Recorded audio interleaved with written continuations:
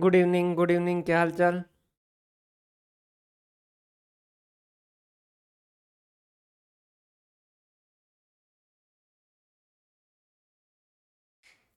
कैसे चल रही है भाई पढ़ाई?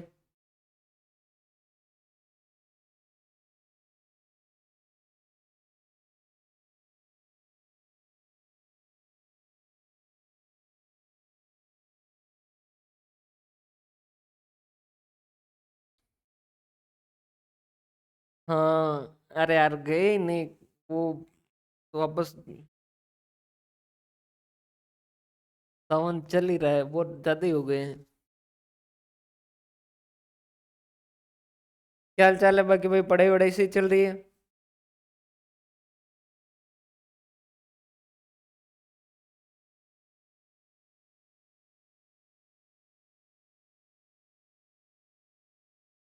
इंडेक्स नंबर की जो पहली वाली क्लास है वो देख चुके हो ना? यहाँ तक का जो पढ़ा था वो सही से समझ आया हुआ है? एफएम के जो है वो कुछ हिंदी के नोट्स जो वो आज अपडेट किए हैं उनको देख लीजिएगा।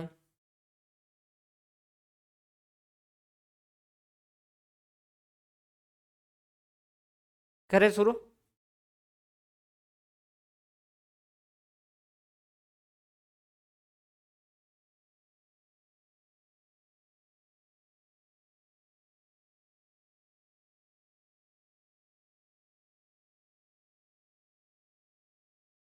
फिर क्लास के बाद एक तो वो रिवीजन किस तरीके से करना है ये याद दिलाना, वो अपन देखेंगे। और एक वो जो है बुक कौन कौन सी है वो देखेंगे। इनके ऊपर बात करेंगे ना। शुरू करें भाई? Index number. देखो सिंपल सा है कि the mean of percentage in statistics is called index number.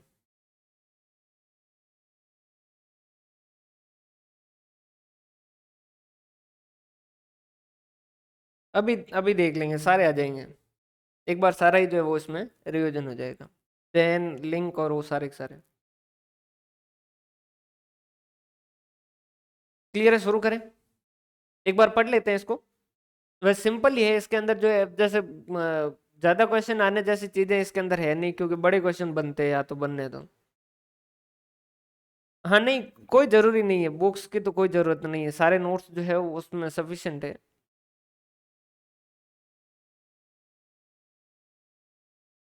Index number, the mean of percentage in statistics is called index number. Index number जो वो स्पेशलाइज टाइप ऑफ एवरेज है, एक तरीके का एवरेज। क्यों है? क्योंकि देखो इसमें भी अपन क्या करते हैं।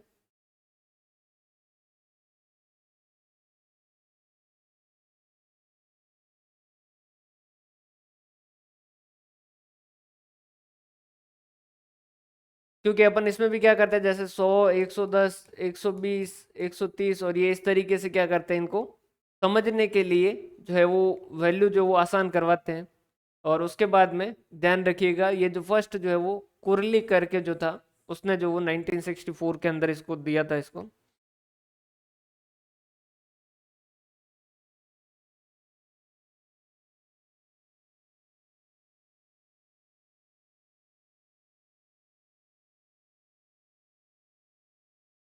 अभी इस क्लास के बाद में जो है वो पहले पढ़ लेते हैं, फिर उसके बाद में जो बात करते हैं कि रिवीजन कैसे करना चाहिए। अगर आपने एक चीज जो पढ़ी है उसको पढ़ने में अगर 1 घंटा लगाया है और रिवीजन के अंदर आप वापस 1 घंटा या 45 मिनट लगा रहे हो, तो वो रिवीजन नहीं है, वो उसे बेवकूफ़ी कहते हैं। अगर आपने 1 घंटे का पढ़ा है तो उसका रिवीजन जो मैक्सिमम 10 मिनट के अंदर होना चाहिए, और 10 भी मैक्सिमम है। अभी बताएंगे लास्ट के अंदर किस तरीके से रिवीजन करना है। क्योंकि ये छोटी छोटी चीजें जो क्या करते हैं अपन डेली हैबिट में डालेंगे ना, तो बहुत ज्यादा काम आती है। भाई ये इसका नाम याद रखिएगा ना, कुरली। 2-3 बुक के अंदर इसका अलग अलग नाम है। वैसे सी से ये किसी ने CARLI लिखा हुआ है और किसी ने COORLI इस तरीके से लिखा हुआ है। Characteristics of index number. Relative major है। रिलेटिव मेजर क्या है? जो परसेंटेज के टाइप के अंदर होता है ना, जैसे 100, 110, 130, ये किसी का हो गया, किसी का जो वो 100, 140, 150। तो इनको आप आपस में क्या कर सकते हो, कंपेयर कर सकते हो। इसकी जगह अगर प्राइस जैसे होती कि 10, फिर हुई 12, फिर हुई 15, तो ये क्या होता, एब्सोल्यूट टर्म, जबकि इंडेक्स नंबर जो होंगे वो कौन से होंगे, रिलेटिव टर्म होगी, रिलेटिव मेजर होगा। Average age of percentage, percentage क्यों, क्योंकि ये भी क्या करेगा, बेस किसको मानेगा, 100 को मानेगा। 2014 का असिस्टेंट प्रोफेसर में जो है वो एबीएसटी या ईएफएम के अंदर सिंपल सा क्वेश्चन पूछा गया था कि बेस को कितना माना जाता है। बेस को 100 पे 100 माना जाता है, इस वजह से ये सारी कैलकुलेशन किसके रेस्पेक्ट में हो रही है, 100 के रेस्पेक्ट में हो रही है। इस वजह से ये क्या है, average of percentage. Like price of a commodity in base year is assumed as 100, उसको 100 मान लेते हैं। इस वजह से इंडेक्स नंबर जो है वो क्या है, एवरेज ऑफ रेशियो जो है कहा जाता है। कंपैरिजन के लिए जो भी रिलेटिव टर्म है वो सारे के सारे कंपैरिजन में काम आते हैं। और एप्लीकेबिलिटी ये सारों में ही आ सकते हैं, प्राइस लेवल चेंजेस के अंदर, जैसे wholesale price index, consumer price index, उसके अलावा प्रोडक्टिविटी के अंदर किस तरीके से इंक्रीज हो रहा है वहां लगा सकते हो, वर्किंग एफिशिएंसी में, बिजनेस एक्टिविटी में, प्रोडक्शन के इंडेक्स नंबर बना सकते हो, किसी के भी इंडेक्स नंबर जो बनाए जा सकते हैं। एडवांटेज क्या है, जो डिफिकल्ट फैक्ट है उसको आसानी से समझ आ जाती है कि भाई जैसे आपको यूं ही समझ नहीं आए जो है वो, जैसे गेहूं के भाव जो वो 10 से 15 हो गए, उसके बाद में जो है वो चावल के भाव मान लीजिए 20 से 22 हो गए, और जैसे दाल के भाव 30 से 45 हो गए। तो इन चीज़ों को आप कंपेयर नहीं कर पाओगे, लेकिन आपने क्या किया, इन सब का एक इंडेक्स नंबर कैलकुलेट कर दिया कि भाई 100 और 105। तो इसका मतलब क्या है कि जो पहले 100 रुपये मिल रही थी वो अब 105 में हो गई। तो ये क्या हो जाएगा, जो डिफिकल्ट फैक्ट है, जैसे कि ये कंज्यूमर प्राइस इंडेक्स वगैरह आगे सब देखेंगे कौन कौन से होते हैं, तो ये क्या हो जाता है, उससे ईजी हो जाता है। हेल्पफुल इन कंपेरेटिव स्टडी, जो भी रिलेटिव टर्म है वो सारे के सारे कंपेरिजन के काम ही आते हैं। जैसे कि एक का 10 नंबर आए 20 में से, और एक के 20 नंबर आए 50 में से, तो मार्क्स तो इसके ज्यादा है, लेकिन परसेंटेज कैलकुलेट करेंगे कंपेयर करने के लिए कि भाई इसके 50% बने और इसके जो है वो मान लीजिए 30 है ना, कुछ कैलकुलेशन जो भी हो, तो ये क्या कर पाएंगे, ताकि इनको कंपेयर कर पाएंगे। एक बेस पे लाने के बाद हम क्या कर पाते हैं, कंपेयर कर पाते हैं। और इंडेक्स के अंदर अपन क्या कर देते हैं, बेस 100 लाके इनको क्या करते हैं, कंपेयर के लायक बना देते हैं। इंडिकेट द फ्यूचर ट्रेंड, 100 है, फिर 110 हुआ है, फिर 120 हुआ है, तो अपन आगे भी प्रिडिक्ट कर पाते हैं कि भाई किस तरीके से चलेगा। पॉलिसी डिटर्मिनेशन के अंदर जैसे डीए वगैरह जो होते हैं, डीएनएस अलाउंस, महंगाई भत्ता वगैरह जो दिए जाते हैं, उनके अंदर देखा जाता है कि भाई चीज़ों की महंगाई जो वो कितनी बड़ी है, और उसके हिसाब से, और वो कैसे देखे जाते हैं, इंडेक्स नंबर के हिसाब से देखे जाते हैं, और फिर उनके हिसाब से डीए जो वो निर्धारित होता है, डीएनएस अलाउंस जो वो निर्धारित होता है कि भाई इतने महंगाई भत्ता उनको दिया जाना चाहिए। भाई जैसे किसी की सैलरी 40,000 है, और उसकी सैलरी जो वो 40,000 से आपने 40,000 ही रखी, और यहाँ पर जो जो चीज़ पहले 100 रुपये में आ रही थी, वो चीज़ अगर कल को 120 में आनी शुरू हो गई, तो ये तो यूं देखे तो 40,000 में पहले 100 के हिसाब से कितनी चीज़ें ले पा रहा था, 4,000। और यहाँ अब कितनी ले पाएगा, भाई कैलकुलेटर जो है वो मेरे पास नहीं है, तो आप देख लीजिएगा। तो ये क्या हो गया, यूं देखे तो ये क्या हो रहा है, नहीं नहीं करते बेचारा गरीब होते जा रहा है। तो इसके लिए अपन क्या करेंगे, इन इंडेक्स के हिसाब से इसको डीए देंगे कि भाई तुम्हारी महंगाई जो वो इतनी बढ़ गई है, तो इसको कंपनसेट करने के लिए हम आपको क्या करेंगे, कुछ पैसा देंगे। क्लियर है। तो हेल्पफुल इन पॉलिसी डिटर्मिनेशन वगैरह, जब सरकार ये जो निर्धारित करती है कि भाई जैसे महंगाई को कंट्रोल, कई बार आप न्यूज़पेपर के अंदर पढ़ते हैं कि भाई अभी इंटरेस्ट रेट जो है वो कम की गई है, कभी कहते हैं कि इंटरेस्ट रेट जो वो ज़्यादा की गई है। वो सारा क्या होता है, इन्फ्लेशन को वगैरह को कंट्रोल करने के लिए, भाई इन्फ्लेशन बहुत ज़्यादा हो गया है, तो लोग चीज़ें नहीं खरीद पा रहे हैं, तो उस केस के अंदर जो वो इंटरेस्ट रेट कम करके, या फिर बैंकों में कैश रिजर्व रेशियो वगैरह होते हैं कि भाई कितना पैसा लोन के लिए दिया जा सकता है, उसकी लिमिटेशन कम करके मार्केट के अंदर पैसा दिया जा सकता है। तो वो सारी पॉलिसी वगैरह निर्धारित करने के लिए आपको क्या इंडेक्स नंबर का क्या किया जाता है, इस्तेमाल किया जाता है। यूजफुल इन डिफ्लेटिंग इनकम, ये सबसे लास्ट में एक कॉन्सेप्ट है डिफ्लेटिंग इनकम। ये जैसे कहते हैं अपन रियल इनकम जो कितनी इंक्रीज हो रही है, डिक्रीज हो रही है। होलसेल प्राइस इंडेक्स बना सकते हैं, कंज्यूमर प्राइस इंडेक्स बना सकते हैं, बिजनेस एक्टिविटी इंडेक्स बना सकते हैं। लिमिटेशन क्या है इंडेक्स नंबर की, index number are true only on a average basis, they do not reflect to individual item. समझिएगा। अब जैसे तीन फैमिली है, ये फैमिली ए है, ये फैमिली बी है, और ये फैमिली सी है।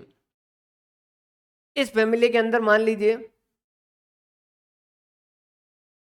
फूड, एंटरटेनमेंट और क्लोथ, ये फूड के ऊपर जो वो खर्चा करता है 30%, और 30% ही जो वो क्या करता है एंटरटेनमेंट पे, और 30-40% जो क्लॉथ पे करता है।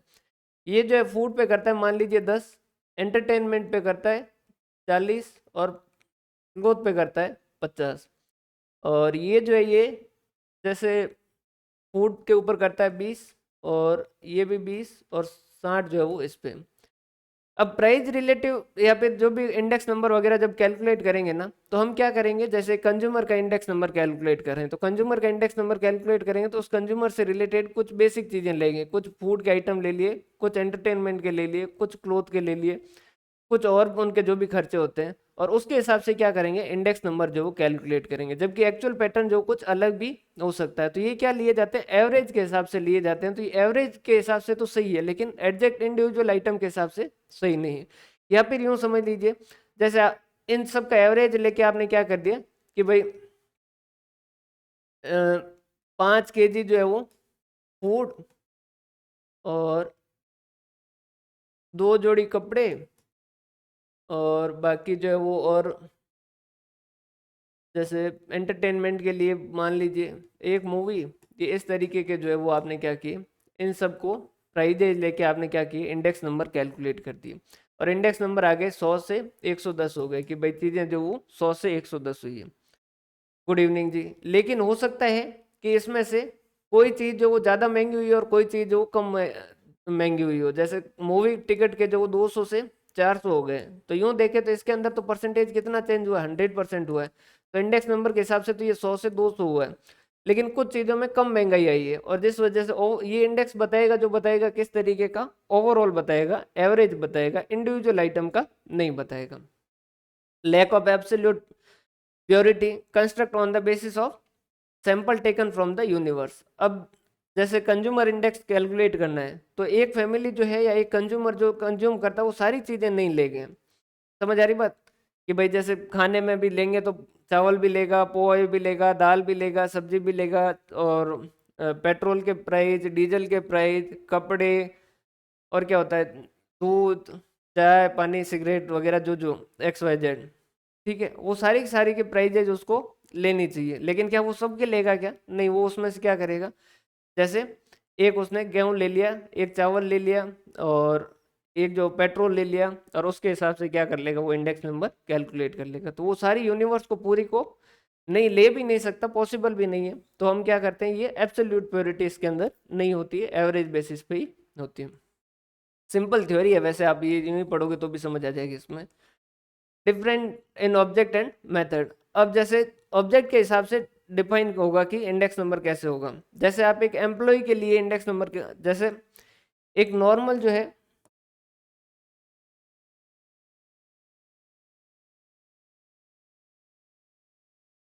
एक एग्रीकल्चर का जो वर्कर है उसका पैटर्न, बाइंग पैटर्न, और EFM वाले तो आप ज़्यादा जानते ही होंगे इन चीज़ों को, और एक इंडस्ट्रियल वर्कर है उसका बाइंग पैटर्न जो है वो क्या होगा, अलग होगा। समझ आ रही बात। तो ऑब्जेक्ट पहले डिसाइड करना होगा कि आप इंडेक्स नंबर किसके लिए कैलकुलेट कर रहे हो, एग्रीकल्चर वालों के लिए कैलकुलेट कर रहे हो या इंडस्ट्रियल वालों के लिए कैलकुलेट कर रहे हो। उसके बाद में अलग अलग मेथड है, बहुत सारे तरीकों से जो इंडेक्स नंबर कैलकुलेट किए जा सकते हैं। तो अलग अलग मेथड और अलग अलग ऑब्जेक्ट की वजह से अलग अलग तरीके के इंडेक्स नंबर कैलकुलेट हो सकते हैं। इसकी कोई डिफाइंड डेफिनेशन नहीं है कि यही होगा, ऐसा नहीं है। Ignore qualitative changes. Qualitative changes मतलब कि जैसे आप प्राइस के चेंजेस देख रहे हो कि भाई 100 से 110 हो गया, अब इसके साथ ये नहीं देख रहे हो कि पहले क्वालिटी कैसे थी। पहले जैसे मोबाइल आता था, मोबाइल के अंदर देखते थे बैटरी जो है वो खराब हो जाती थी, बैटरी के पीछे जो कागज वगैरह लगा के रखना पड़ता था। आज के टाइम में बैटरी जो वो क्वालिटी के हिसाब से देखोगे 2-2 साल चलाते हो आप, कभी भी सर्विस सेंटर जो वो देखते ही नहीं हो। समझ आ रही बात। तो क्वालिटी जो है, हाँ, ये क्वालिटी का जो है एस्पेक्ट वो इसमें कंसिडर ही नहीं किया जाता।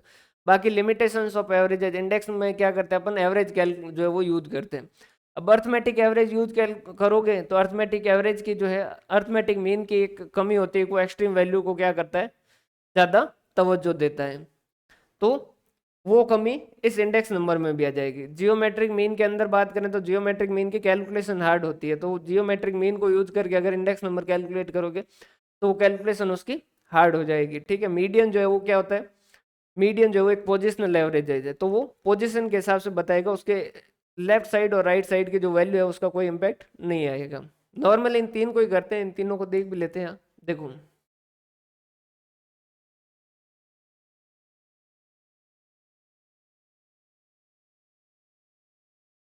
ये अर्थमेटिक मीन है, तो उसकी जो है वो एक प्रॉब्लम क्या होती है कि वो क्या होता है, अफेक्ट होता है बाय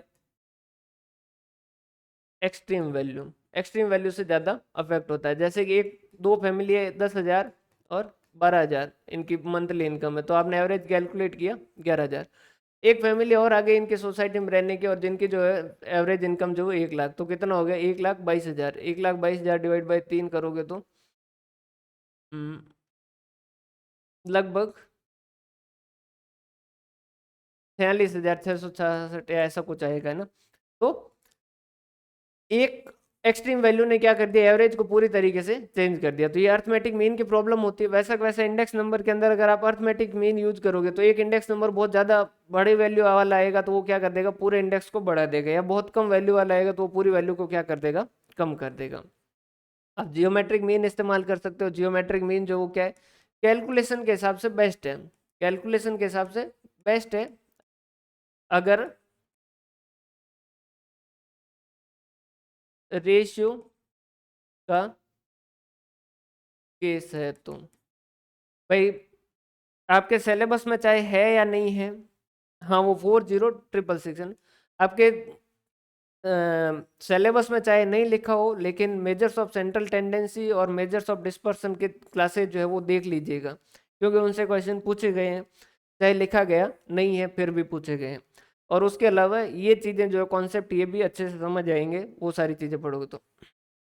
जब रेट वगैरह का केस होगा, रेशियो वगैरह का केस होगा, तो वहां पर जियोमेट्रिक मीन जो वो सबसे बेस्ट होगा। और जियोमेट्रिक मीन जो उसका कहा ही जाता है कि इसका इस्तेमाल जो कहाँ होता है, रेशियो और रेट्स के केस में ही इस्तेमाल होता है, जैसे कंपाउंड इंटरेस्ट वगैरह होता है, तो वहां पर ये जो वो काम आता है। तो जियोमेट्रिक मीन के हिसाब से करोगे तो वो सबसे बेस्ट बताएगा, ठीक है। लेकिन इसकी कैलकुलेशन जो वो क्या होती है, हार्ड होती है। और एक इसकी तारीफ ये भी होती है कि वो क्या करता है, जो लार्ज अमाउंट है उसका इम्पैक्ट क्या कर देता है, इम्पैक्ट क्या कर देता है, कम कर देता है। और जो स्मॉल अमाउंट है उसका इम्पैक्ट क्या कर देता है, ज़्यादा कर देता है। जो जियोमेट्रिक मीन वाली क्लास उसके अंदर एग्जाम्पल से भी समझाया गया, तो वहां पर एक बार देख लीजिएगा। तो ये भी यहाँ पर क्या होता है, जैसे एक बहुत बड़ी वैल्यू आ जाएगी तो जियोमेट्रिक मीन एकदम से बढ़ेगा नहीं, इसका पूरा इम्पैक्ट नहीं लाएगा। और एकदम छोटी आ गई वैल्यू तो उसके हिसाब से एकदम पूरा एवरेज जो वो कम नहीं हो जाएगा। तो ये उसकी एक खासियत होती है, जिस वजह से जियोमेट्रिक मीन के हिसाब से इंडेक्स नंबर कैलकुलेट करना सबसे बेस्ट है। और जहाँ भी रेशियो वगैरह है, जहाँ पर भी रेट है, जहाँ पर रिलेटिव टर्म है, वहाँ पर जियोमेट्रिक मीन को सबसे बेहतर माना जाता है। उसके अलावा जैसे मीडियन है, तो मीडियन जो वो क्या है, उसकी समस्या क्या है कि वो एक पोजिशनल एवरेज है। पोजिशनल एवरेज मतलब कि जैसे 4, 5 और 6 ये असेंडिंग ऑर्डर में लिखा, इसका मीडियन क्या है, 5 है। अब 6 की जगह आपने क्या कर दिया, यहाँ वैल्यू 6,000 हो जाए तो भी क्या रहेगा, 5 रहेगा। अगर इसका 60,000 हो जाएगा तो भी ये क्या रहेगा, 5 रहेगा। तो ये उस पोजीशन पे है, तो इसके आसपास वाली जो वैल्यू है उनका कोई मतलब भी नहीं है। समझ आ रही बात। 4 की जगह कोई बैठा बैठा अगर उसको 2 कर दे तो भी कोई फर्क नहीं पड़ेगा। तो ये सब वैल्यू को कंसिडर ही नहीं करता। बायसनेस इन बेस सिलेक्शन, बेस किसको सेलेक्ट किया जाए, वो भी जो वो जैसे 2001 से लेके 2010 तक की आप जो है वो प्राइस कंपेयर कर रहे हो, तो उस केस के अंदर आप किसको बेस लोगे वो भी बहुत ज़्यादा मायने रखेगा। अगर आपको बहुत ज़्यादा महंगाई शो करनी है तो उस केस के अंदर आप क्या कर दीजिए, जिस जिस साल में सबसे कम महंगाई उसको क्या कर दीजिए, बेस मान लीजिए, ताकि इंडेक्स नंबर क्या होंगे, बढ़ चढ़ के दिखेंगे। और अगर आपको महंगाई कम दिखानी है तो उस केस के अंदर आप क्या कर दीजिए, जिस साल महंगाई बहुत ज्यादा उसको क्या कर लीजिए, बेस मान लीजिए। तो उस केस के अंदर क्या होंगे, इंडेक्स नंबर सब छोटे छोटे दिखेंगे। क्लियर है। तो ये इस तरीके से बायसनेस जो वो का हो सकती है। इसीलिए कहा जाता है जिसको झूठ बोल, जो स्टेट्स में अच्छा होता है ना, वो झूठ बोलने में माहिर हो सकता है। जो स्टेट्स अच्छे से जान लेगा ना, वो इसे कहा ही जाता है ये झूठों की गणित है। भाई डाटा के साथ आप झूठ बोलोगे ना तो आगे वाला, भाई जैसे एक तो मैंने आपको कहा कि हमने सबसे ज्यादा सिलेक्शन दी है, या फिर मैं कहूँ कि जो 80 सेलेक्ट हुए हैं उसमें से 70 हमने हमारी तरफ से सिलेक्शन हुए हैं, तो उस केस के अंदर क्या हो जाएगा, मेरी बात के अंदर वजन आ जाएगा, आपको लगेगा कि हाँ ये ज्यादा सबसे बेहतर है। पहले वाले केस के अंदर अगर मैं कहूंगा कि हमने सबसे अच्छे रिजल्ट दिए, तो आप मानोगे कि हाँ सब जो है वो यही कह रहे हैं, लेकिन जैसे ही मैंने डाटा साथ में दिया, उसके साथ में क्या हो जाएगी, फिर बाद में वजन आ जाएगा। क्लियर है? Problem in construction of index number. सबसे पहले तो पर्पज ऑफ इंडेक्स नंबर, पांचवा समझ नहीं आया, पांचवा कौन सा है भाई? एक, दो, तीन, चार और पांच, लिमिटेशंस ऑफ एवरेज। आगे हम इंडेक्स नंबर के अंदर एवरेज जो है वो इस्तेमाल करते हैं। अब जो एवरेज इस्तेमाल करोगे तो उस एवरेज की जो समस्या है वो यहाँ पर जुड़ जाएगी। समझ आ रही बात? अगर आपने एवरेज के अंदर जैसे अर्थमेटिक मीन एवरेज यूज किया, तो उसके इसके अंदर अर्थमेटिक मीन की जो लिमिटेशन है वो इसके साथ जुड़ जाएगी। अगर आपने मीडियन इस्तेमाल किया, तो मीडियन की जो लिमिटेशन है वो इंडेक्स नंबर में इस्तेमाल हो साथ में जुड़ जाएगी। जियोमेट्रिक मीन इस्तेमाल किया, तो जियोमेट्रिक मीन की जो वो समस्या इसके साथ जुड़ जाएगी। क्लियर है? Problem in construction of index number. सबसे पहले तो पर्पज ऑफ इंडेक्स नंबर, भाई जैसे एग्रीकल्चर वर्कर के लिए, इंडस्ट्रियल वर्कर के लिए, किसके लिए बना रहे हो, होलसेल प्राइस इंडेक्स बनाना है, कंज्यूमर प्राइस इंडेक्स बनाना है, कौन सी चीज के लिए इंडेक्स नंबर, किस पर्पज के लिए। जैसे एक आप दिखाना चाह रहे हो, आप पता करना चाह रहे हो कि भाई कंज्यूमर की जो है वो बाइंग कैपेसिटी पे क्या इम्पैक्ट आया, तो उस केस के अंदर प्राइजेज जो है वो कंज्यूमर जिस प्राइस पे खरीदता है वो वाली प्राइस लेके आपको इंडेक्स नंबर बनाना चाहिए। अगर आप ये चेक करना चाहते हो कि भाई मार्केट के अंदर महंगाई कितनी बड़ी है, मतलब कि जो सेलर के पॉइंट्स है, तो उस केस के अंदर जो सेलर जो जिस प्राइस पे खरीदता बेचता है वो वाली प्राइस लेना ज्यादा बेहतर होता है। तो जो पर्पज है वो सबसे पहले डिसाइड होना चाहिए।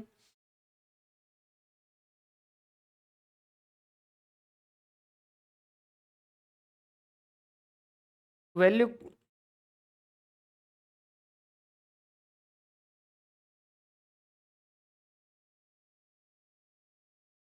हाँ भाई वो पॉलिटिशियन के लिए तो उनको तो स्टेट्स की क्लास लेनी चाहिए स्पेशल, उनके लिए अलग से कोर्स लॉन्च करना पड़ेगा कि भाई पॉलिटिशियन जिनको बनना है वो सारे एक बार स्टेट्स जो वो देख लें।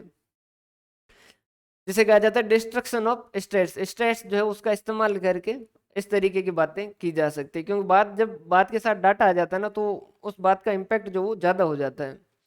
पर्पज ऑफ इंडेक्स नंबर हो गया। उसके बाद में सिलेक्शन ऑफ आइटम, कौन कौन सी कॉमोडिटी जो वो सेलेक्ट करें।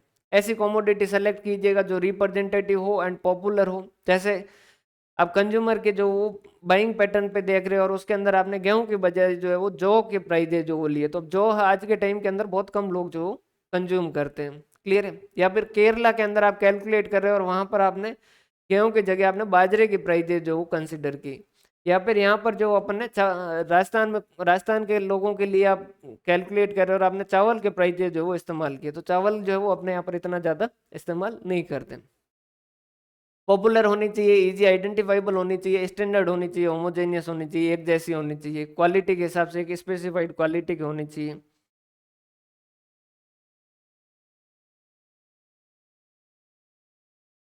है ना? और क्लासिफिकेशन ऑफ कॉमोडिटी वगैरह, ये बाकी उसके अलावा सारी दिक्कत रहती है कि भाई कितने नंबर ऑफ कॉमोडिटी लें, किस क्वालिटी की लें। समझ आ रही बात भाई? आखिर अपने को क्या करना होगा, कुछ चीजें सेलेक्ट करनी होगी और उनके हिसाब से इंडेक्स नंबर कैलकुलेट करेंगे। तो जो चीजें सेलेक्ट करेंगे वो कौन सी चीजें सेलेक्ट करें, उनके कितने नंबर सेलेक्ट करें, कितनी नंबर ऑफ क्वांटिटी सेलेक्ट करें, उनकी क्वालिटी किस तरीके की सेलेक्ट करें। भाई चावल जो है वो 1000 तरीके के चावल आते हैं। नमक आता है, 10 रुपए में भी नमक आता है, 1200 रुपए में भी नमक आता है। आज के टाइम के अंदर एक बीच में ऐड चलता था, वो तो कितना था, 1999, 1999 का भी नमक आ रहा है। Classification of commodity. उसके बाद में क्लासिफिकेशन ऑफ कॉमोडिटी क्या है, जैसे हर इंडेक्स नंबर होता है ना, उसके अंदर इंडेक्स नंबर जब भी पढ़ोगे ना, उसके अंदर नीचे लिखा होता है कि भाई इसके अंदर जो वो ये 4 तरीके की कॉमोडिटी जो वो इस्तेमाल की गई है, तो वो उनका क्लासिफिकेशन किस तरीके के। कुछ चीजें ऐसी है जिसके अंदर जैसे पहले 464 कॉमोडिटी जो सेलेक्ट करके गवर्नमेंट कैलकुलेट करती थी, फिर 728 इस तरीके की कॉमोडिटी सेलेक्ट करके इंडेक्स नंबर कैलकुलेट करना शुरू किया। प्राइस कोटेशन, प्राइस जो है वो अलग अलग हो सकती है, होलसेल और रिटेल हो सकती है, अलग अलग जगह पे अलग अलग हो सकती है। सोर्स ऑफ प्राइस जो वो अलग हो सकता है, जैसे कि आपने ये नंबर ऑफ फ्रीक्वेंसी के हिसाब से, जैसे कि आपने बहुत ज़्यादा क्वांटिटी खरीदोगे तो उस केस के अंदर प्राइस जो वो क्या हो जाती है, कम हो जाती है। फॉर्म ऑफ प्राइस कोटेशन किस तरीके से मंगवाया जा रहा है। चॉइस ऑफ बेस बेस जो है वो सेलेक्ट करना अपने आप में एक समस्या है। सिलेक्शन ऑफ एवरेजेज और सिस्टम ऑफ वेट किस तरीके से दिया जाए।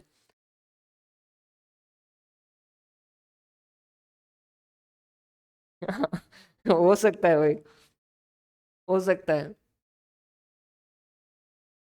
ना। जैसे अब गांव के अंदर बैठ रहते हैं तो सांगरी जो वो एकदम नॉर्मल इजीली अवेलेबल होती है, यहाँ आने के बाद पता चला कि 1,000 रुपये किलो सांगरी जो है, उसके भाव 1,000 रुपये किलो है। ऐसे बहुत सारी चीजें जो है। क्लियर है। ये जो सारी चीजें ना यहाँ तक जो पढ़ी है ना, वो अगर आप ना भी पढ़ते ना तो भी आप इनका आंसर सही करते हैं। इनके अंदर कोई ऐसी चीज नहीं थी जो नई बात बताई। ये वाले जो है वो यहाँ से अपना शुरू होता है। देखो बेस जो वो कैसे लिया जा सकता है, एक तो फिक्स्ड बेस लिया जा सकता है और एक चेन बेस लिया जा सकता है। फिक्स्ड बेस कैसे होगा।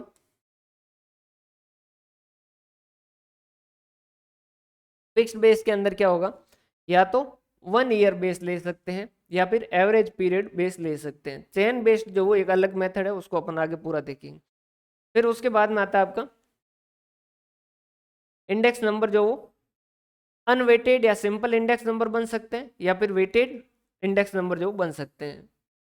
अनवेटेड जो है वो एक कॉमोडिटी के लिए हो सकते हैं, मोर देन वन कॉमोडिटी के लिए हो सकते हैं। ठीक है। और वेट के अंदर जो क्लासिफिकेशन ऑफ वेट किस किस तरीके से हो सकते हैं, ये किस तरीके से बनाए जाते हैं, और मेथड ऑफ वेट जो वो हर एक का छोटा छोटा एक एग्जाम्पल बना रखा, आप उसको देखोगे तो सारी चीजें आसानी से समझ आ जाएगी। जैसे simple index number one commodity fixed base. Fixed base में जैसे एक तो आपने लिया कि जैसे बेस लिया 2001, तो 2001 की प्राइस है 2001, जिसको बेस मानोगे वो क्या होगा 100 होगा। ठीक है, इसको 100 मान लिया। फिर 42/40 × 100, 48/40 × 100, 58/40 × 100, 62/40 × 100। क्यों? क्योंकि अब बेस आपने क्या माना है 2001 को माना है। यहीं पर आप क्या कर सकते हो, बेस जो वो एवरेज को भी ले सकते हो। तो इनका प्राइजेज का क्या कर लीजिए, एवरेज कैलकुलेट कर दीजिए। जैसे ये 50 आ गया तो 40/50 × 100, 42 divided by 50 × 100, 48 divided by 50 × 100, 58 divided by 50 × 100 और 62 डिवाइडेड बाई 50 × 100। क्लियर है। तो सिंपल बेस ले सकते हो 1 साल का, और एक एवरेज को भी लिया जा सकता है। समझ आ रही है भाई। ये अपन ने पहले इनके सारे एक एक एग्जांपल कर रखे हैं, इस वजह से इसको थोड़ा फास्ट कर रहे हैं। अगर किसी को किसी पॉइंट में कंफ्यूजन हो तो रुकवा दीजिएगा। क्लियर है। फिक्स्ड बेस के अंदर ऐसा कहा जाता है, ये इस तरीके से लिखा जाता है फिक्स्ड बेस के अंदर, P1 divided by P0, P P2 divided by P0, P3 divided by P0, P4 divided by P0। Link relative जब होता है ना, तो लिंक रिलेटिव के अंदर क्या होता है, P1 divided by P0, P2 divided by P1, P3 divided by P2, P4 divided by P3। Clear है। चेन बेस इंडेक्स जो वो लिंक रिलेटिव से बनते हैं, तो ये इसी तरीके से होते हैं। बाकी चेन बेस जो है वो बनते हैं किसी पर्टिकुलर ईयर से चेन होके बनते हैं। Simple index number chain based किस तरीके से बनेंगे, सबसे पहले इनके क्या करने होंगे, लिंक रिलेटिव जो वो कैलकुलेट करने होंगे। सिंपल से समझ लीजिएगा ना।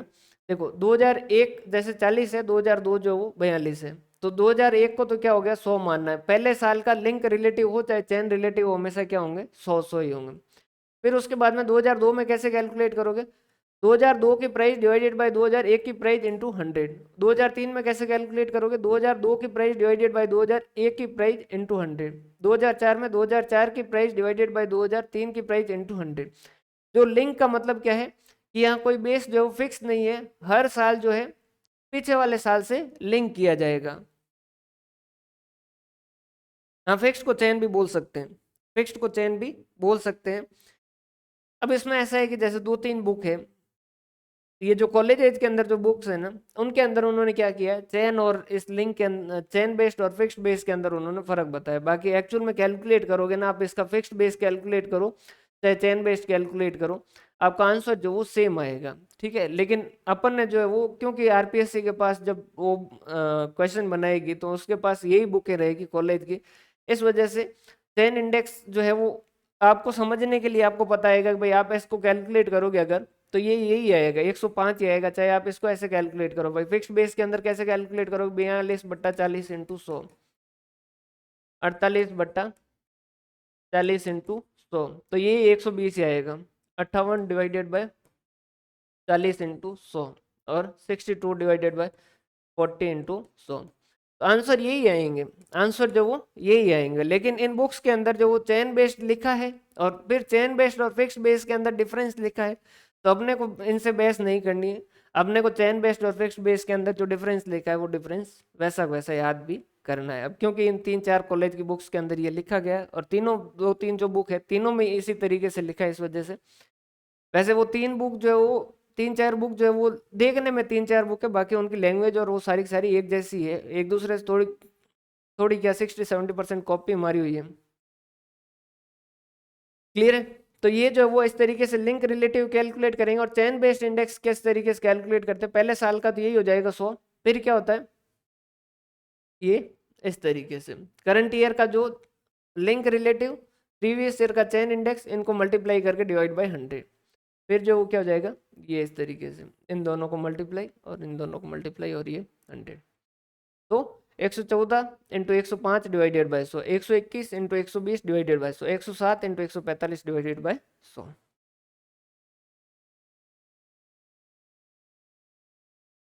ठीक है, ये लिंक रिलेटिव कैसे कैलकुलेट करते हैं और ये चेन इंडेक्स कैसे कैलकुलेट करते हैं, ये दो फॉर्मूले जो है ये भी आप देख लीजिएगा। वैसे बाकी बुक्स के अंदर जैसे ये वाली बुक के अंदर लिखा हुआ है फिक्स बेस और चेन बेस्ड एक है, लेकिन इन बुक्स के अंदर दोनों को अलग बताया गया है और दोनों के कि भाई चेन इंडेक्स से फिक्स्ड इंडेक्स में कैसे कन्वर्ट होते हैं, फिक्स्ड इंडेक्स से चेन इंडेक्स में कैसे कन्वर्ट होते हैं। तो इन्होंने कहा कि चेन इंडेक्स नंबर कैसे होंगे, current year fixed base index divided by previous year fixed base index number into 100।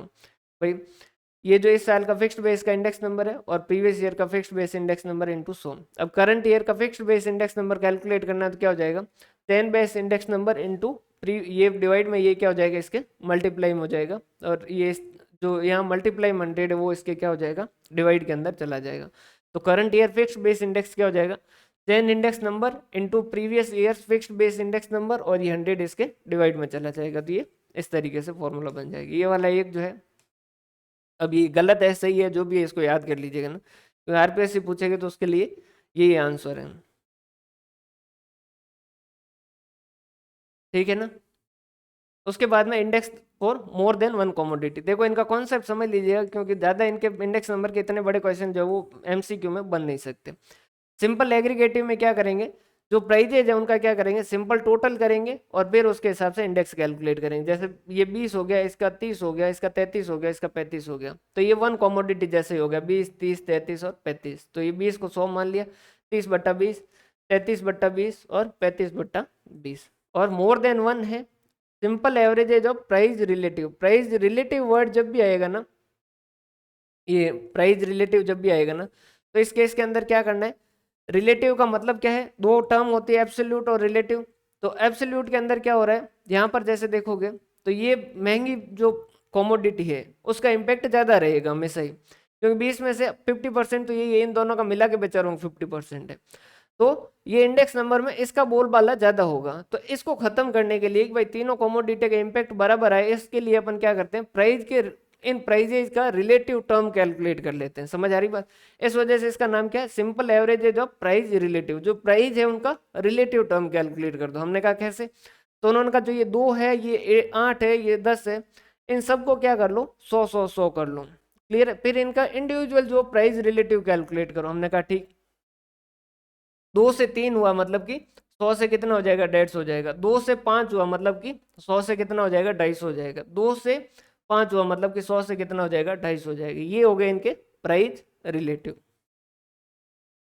ये इनके हो गए प्राइस रिलेटिव। भाई थोड़ा फास्ट इस वजह से कर रहे हैं क्योंकि ये अपन ने पहले वाली क्लास के अंदर ये जो सारी चीजें समझी हुई है ना, तो ये हमने क्या किया प्राइस रिलेटिव जो कैलकुलेट किया। अब इन प्राइस रिलेटिव का आप कुछ भी कैलकुलेट कर सकते हो। जैसे 3 है तो इसका अर्थमेटिक मीन कैलकुलेट कर सकते हो, मीडियन कैलकुलेट कर सकते हो, या जियोमेट्रिक मीन जो वो कैलकुलेट कर सकते हो। अर्थमेटिक मीन कैलकुलेट करोगे तो वो एक्सट्रीम्स इफेक्ट होगा, मीडियन से कैलकुलेट करोगे तो वो पोजिशनल है। पोजिशनल के अंदर जैसे ये देखो 150, 160 और 250, ये वैल्यू बहुत ज्यादा है, लेकिन ये 160 के ऊपर ही जो वो आके अटकेगा। अब ये बड़ी वैल्यू उसका भी कोई इम्पैक्ट नहीं आ रहा पोजिशनल के हिसाब से। और जियोमेट्रिक मीन जो वो पहले का, दूसरे का, तीसरे का गुणा और √3।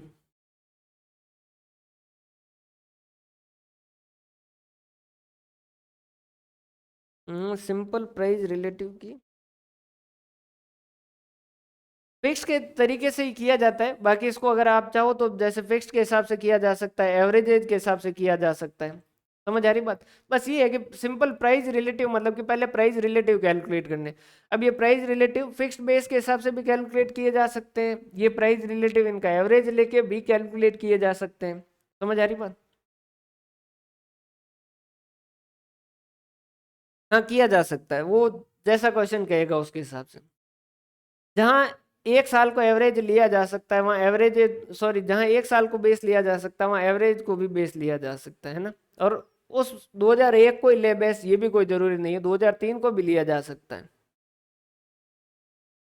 बेस जो है वो इन्वेस्टिगेटर या स्टेटिस्टिशियन जो होगा वो अपने हिसाब से डिसाइड करेगा। अब वैसे फिक्स्ड बेस और चेन बेस्ड सेम है, लेकिन आपके लिए यही ध्यान रखना है कि भाई ये दोनों अलग है, बाकी कैलकुलेशन करोगे तो सेम आएगा। फिक्स्ड बेस के अंदर बेस ईयर फिक्स रहेगा, चेन बेस के अंदर जो वो बेस ईयर चेंज होगा हर साल। ये क्या करेगा, लॉन्ग पीरियड की ट्रेंड के जानकारी देगा। क्यों? क्योंकि एक फिक्स्ड बेस है तो उसके साथ कंटिन्यूस आप क्या कर रहे हो, जैसे 1990 को अपन ने क्या कर दिया, जैसे टैक्स के अंदर कि इंडेक्स नंबर का आपको एग्जांपल याद हो तो टैक्स के अंदर कहाँ यूज करते हैं भाई बताओ? एबनॉर्मल ईयर के केस में एबनॉर्मल ईयर को नहीं लेंगे, बेस ईयर जो लेना चाहिए वो नॉर्मल ईयर को लेना चाहिए। अगर नॉर्मल ईयर कोई नहीं है तो उस केस के अंदर एवरेज लेना चाहिए।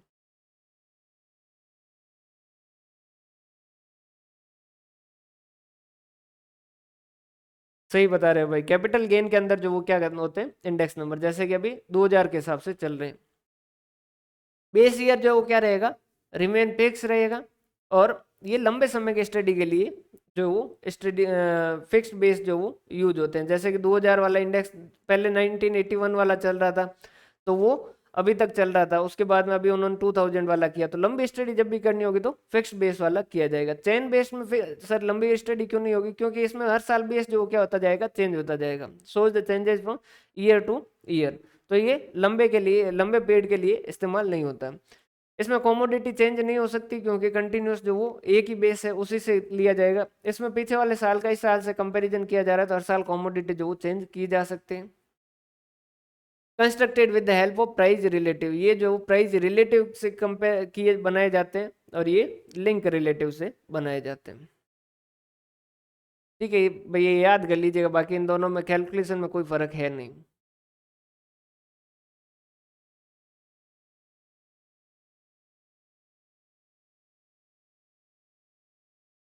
क्लियर है यहाँ तक का?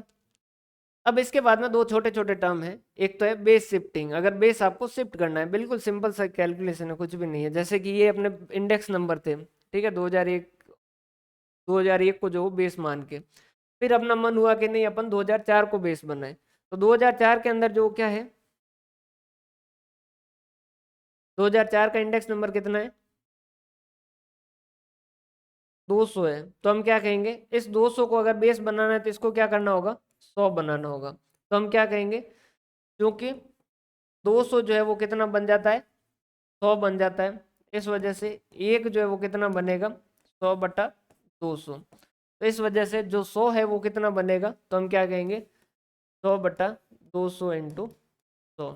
ये कितना हो जाएगा, 100/200 इंटू 120, 100/200 इंटू 190, 100/200 इंटू 200 है, 100/200 इंटू 230। क्लियर है? ये सिंपल सही है, इसके अंदर किसी को डाउट हो तो रोकवाते रहिएगा ना।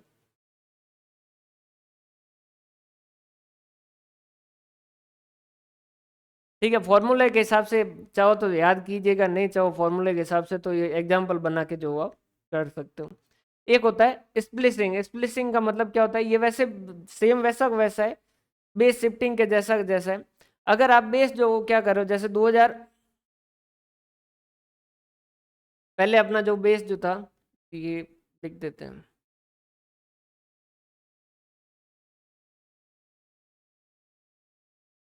इसमें जो बेस है वो क्या है, 2009 है। इसमें बेस जो वो क्या है, 2013 है। न्यू स्प्लिसेज विथ ओल्ड, जो पुरानी वाली सीरीज है उसके इंडेक्स के हिसाब से नए वाले जो है उसको भी इसके लेके हिसाब से लेके आना। तो इसको भी क्या करना, इनकी यहाँ की वैल्यू जो वो कैलकुलेट करना।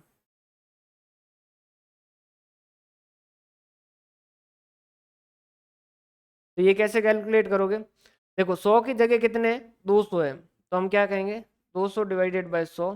तो जो 140 है उनकी जगह यहाँ वैल्यू कितनी होती, 280। यहाँ क्या कहेंगे 200 हो जाते हैं 100 की जगह, तो ये कितने हो जाएंगे 160 की जगह कितने हो जाएंगे 320। वैसा वैसे ये 240 के कितने हो जाएंगे 480, 290 के 580। इसे तो क्या कहते हैं फॉरवर्ड, इसे क्या कहा जाता है फॉरवर्ड कहा जाता है। और सेम वैसा वैसा अगर आप क्या कर दो, ये जो ओल्ड बेस है उनको क्या कर दो नए के हिसाब से ले आते हो, तो उस केस के अंदर ये वाली वैल्यू कैलकुलेट करोगे, तो उस केस के अंदर आप क्या करोगे, ये दोनों इन दोनों का कॉमन है कि 200 की जगह कितना हो जाता है 100 हो जाता है, 100 हो जाता है 200 की जगह। तो 100 की जगह कितना हो जाएगा 50, और ये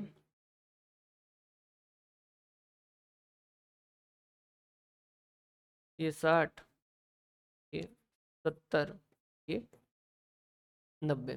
क्लियर, इनको कहा जाता है इस तरीके से फॉरवर्ड और बैकवर्ड, है ना। ये थोड़ा ध्यान रखिएगा, इसके अंदर कभी कभी फॉरवर्ड और बैकवर्ड में पूछा जाता है। फॉरवर्ड के अंदर ध्यान रखिएगा ओल्ड सीरीज को पूरा करते हैं, इसको याद कैसे रखोगे, फॉरवर्ड के अंदर क्या करते हैं ओल्ड बेस वाली, लिख दीजिए नोट्स के अंदर, सीरीज को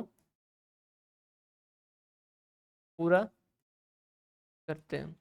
और बैकवर्ड के अंदर क्या करते हैं, जो नई वाली सीरीज है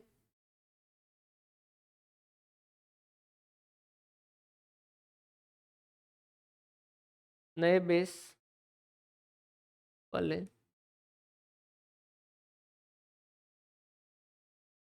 सीरीज को पूरा करते हैं। क्लियर है भाई, ये कर लोगे ना, इसमें किसी को कोई डाउट हो तो बताइए भाई, नहीं तो आगे चलते हैं।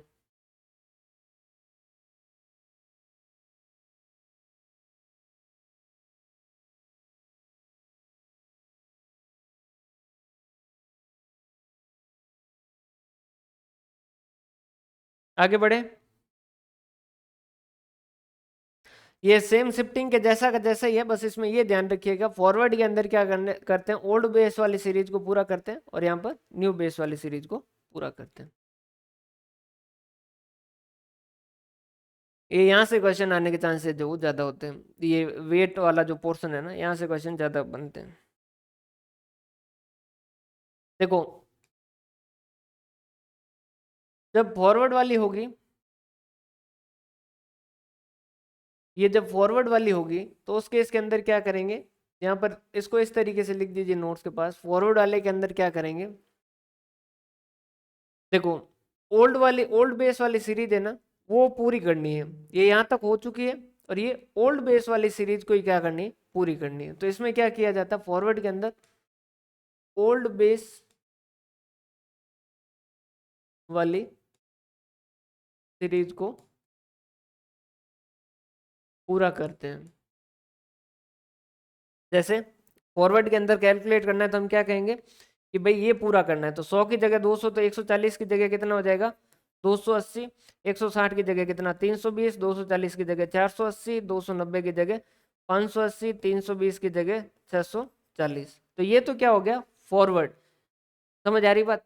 न्यू नई जो सीरीज है उसे क्या कर रहे हो स्प्लिसेज विथ ओल्ड, जो नई वाली सीरीज है उसको क्या कर रहे हो पुरानी वाली जो सीरीज है उसके साथ क्या कर रहे हो लिंक्ड कर रहे हो, मतलब कि जो नई वाली सीरीज है उसको पुराना वाली जो ओल्ड सीरीज है जो ओल्ड वाले बेस वाली सीरीज है उसके साथ क्या कर रहे हो अलाइन कर रहे हो या लिंक कर रहे हो। यहीं पर बैकवर्ड के केस के अंदर क्या करेंगे हम कि नए बेस वाली जो सीरीज है उसको पूरा करेंगे।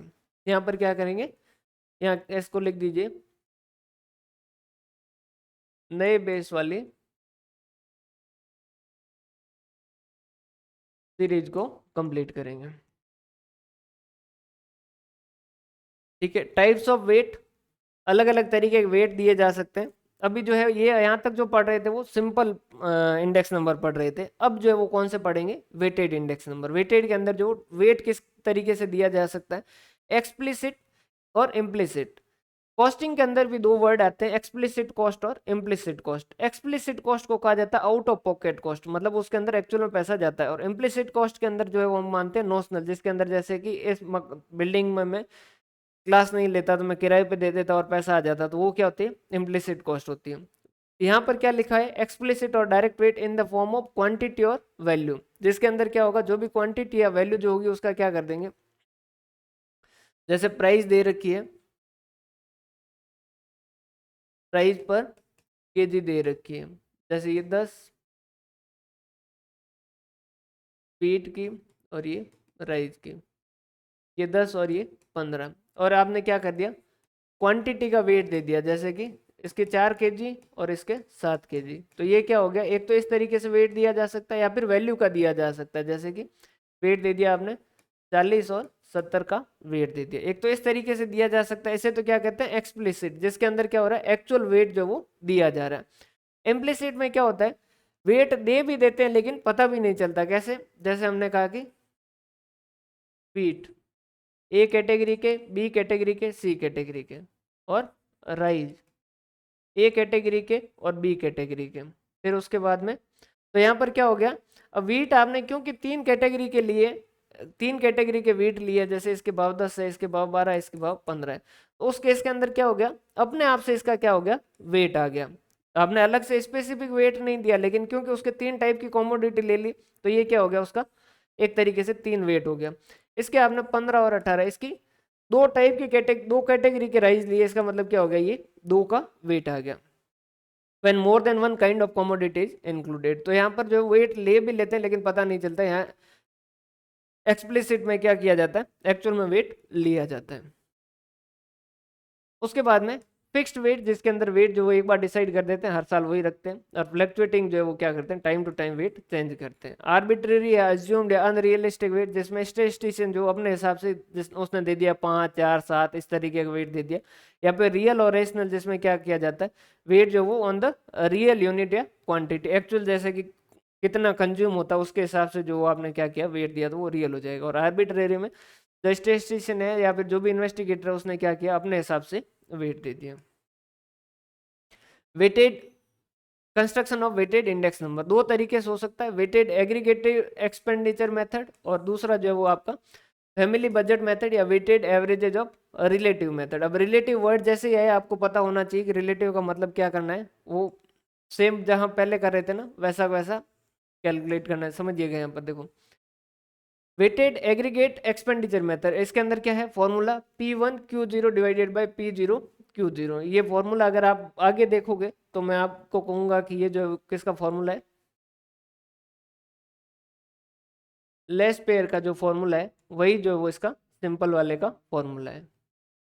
ये आपके जैसे क्वांटिटी 0 है और ये प्राइस 0 है, ये P1 है और ये P0 और P1 है, और ये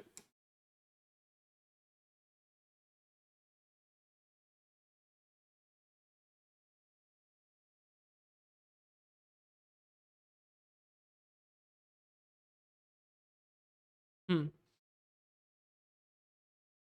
Q0 दे रखा, P0 दे रखा, P1 नहीं दे, अच्छा Q1 की जरूरत नहीं है, तो ये आपने क्या किया, P0Q0 कैलकुलेट किया और P1Q0 कैलकुलेट किया और कंज्यूमर प्राइस इंडेक्स कैलकुलेट कर दिया। यहीं पर फैमिली बजट मेथड और weighted averages of relative method, यहाँ पर जो है वो किस तरीके से कैलकुलेट करोगे, यहाँ पर एक चीज समझिएगा थोड़ा सा, अरे यार एक सेकंड, देखो इसका थोड़ा सा नाम पढ़ोगे ना तो आपको समझ आ जाएगा। एवरेजेज ऑफ रिलेटिव मेथड, अब रिलेटिव के अंदर आपको क्या करना होगा, कॉमोडिटी के रिलेटिव कैलकुलेट करने होंगे। जैसे यहाँ पर वैल्यू का रिलेटिव कैलकुलेट किया, प्राइस का भी किया जा सकता है, वैल्यू का भी किया जा सकता है, जैसे इनकी इच्छा। तो ये 128, 16 और 32 इन तीनों के क्या किए, पहले तो वैल्यू रिलेटिव कैलकुलेट किए, ये इनके वैल्यू रिलेटिव कैलकुलेट किए। और ये जो वैल्यू रिलेटिव है ना, उनको क्या किया, वेट से मल्टीप्लाई किया और डिवाइड बाय वेट किया। भाई नॉर्मली जैसे वेटेड अर्थमेटिक मीन कैलकुलेट करना है, समझिएगा, जैसे आप उसके अंदर कैलकुलेट करते हो गुडविल के अंदर कि प्रॉफिट जो था वो 10,000 था, 12,000 हुआ और फिर 15,000 हुआ, तो आप वेट दे देते हो क्योंकि इंक्रीजिंग ट्रेंड में तो 1 2 3, तो आपने कहा कि 10,000, 12 दूना 24,000 और 15 तिया 45, तो ये हो गए 9, 4 2 6 और 7, 79,000। तो आप एवरेज कैसे कैलकुलेट करते हो? 79,000 डिवाइडेड बाय 3 2 5 और 6 डिवाइडेड बाय 6 कर देते हो, तो ये आपका एवरेज कैलकुलेट हो जाएगा। कुछ भी नहीं, यहाँ पर क्या लिखा है, weighted average of relative method, same वैसा का वैसा रिलेटिव मेथड के हिसाब से कैलकुलेट करना है। ये जो रिलेटिव आए है ना, ये जो रिलेटिव है इनको क्या करो, वेट से मल्टीप्लाई करो, तो ये क्या हो जाएगा, आर इंटू डब्ल्यू हो जाएगा, सेम वैसा का वैसा ये हो गया वैल्यू, और डिवाइडेड बाई क्या करोगे, वेट करोगे। यहाँ पर क्या किया, जो प्रॉफिट है इंटू वेट से मल्टीप्लाई किया, तो ये क्या है, प्रॉफिट इंटू वेट है। यहाँ प्रॉफिट की जगह क्या है, प्राइस रिलेटिव है, तो यहाँ पर क्या करोगे, प्राइस रिलेटिव इंटू वेट और डिवाइड बाई क्या करोगे, वेट करोगे। क्या लिखा है, weighted average of relative method, जो रिलेटिव मेथड है उसका वेटेड एवरेज जो वो लेना है। क्लियर है, ये फॉर्मूला हो गया। ये आर जो लिखा है इसको, ये आर जो लिखा है ये क्या है, प्राइस रिलेटिव। फॉर्मूले में सिर्फ आर ही लिखते हैं, बाकी एक्चुअल में ये क्या है, price relative into weight divided by क्या कर दो, वेट कर दो। क्लियर है। In this method most of the time price relative जो वो यूज किए जाते हैं इंस्टेड ऑफ वैल्यू रिलेटिव। अपन ने वैल्यू, क्योंकि प्राइस रिलेटिव पहले समझा रखा था, इस वजह से उसको नहीं लेके इसको वैल्यू रिलेटिव के हिसाब से सॉल्व करके बताया। बाकी नॉर्मली जो प्राइस रिलेटिव ही यूज होते हैं। क्लियर है यहाँ तक? इसमें कोई डाउट है क्या किसी को?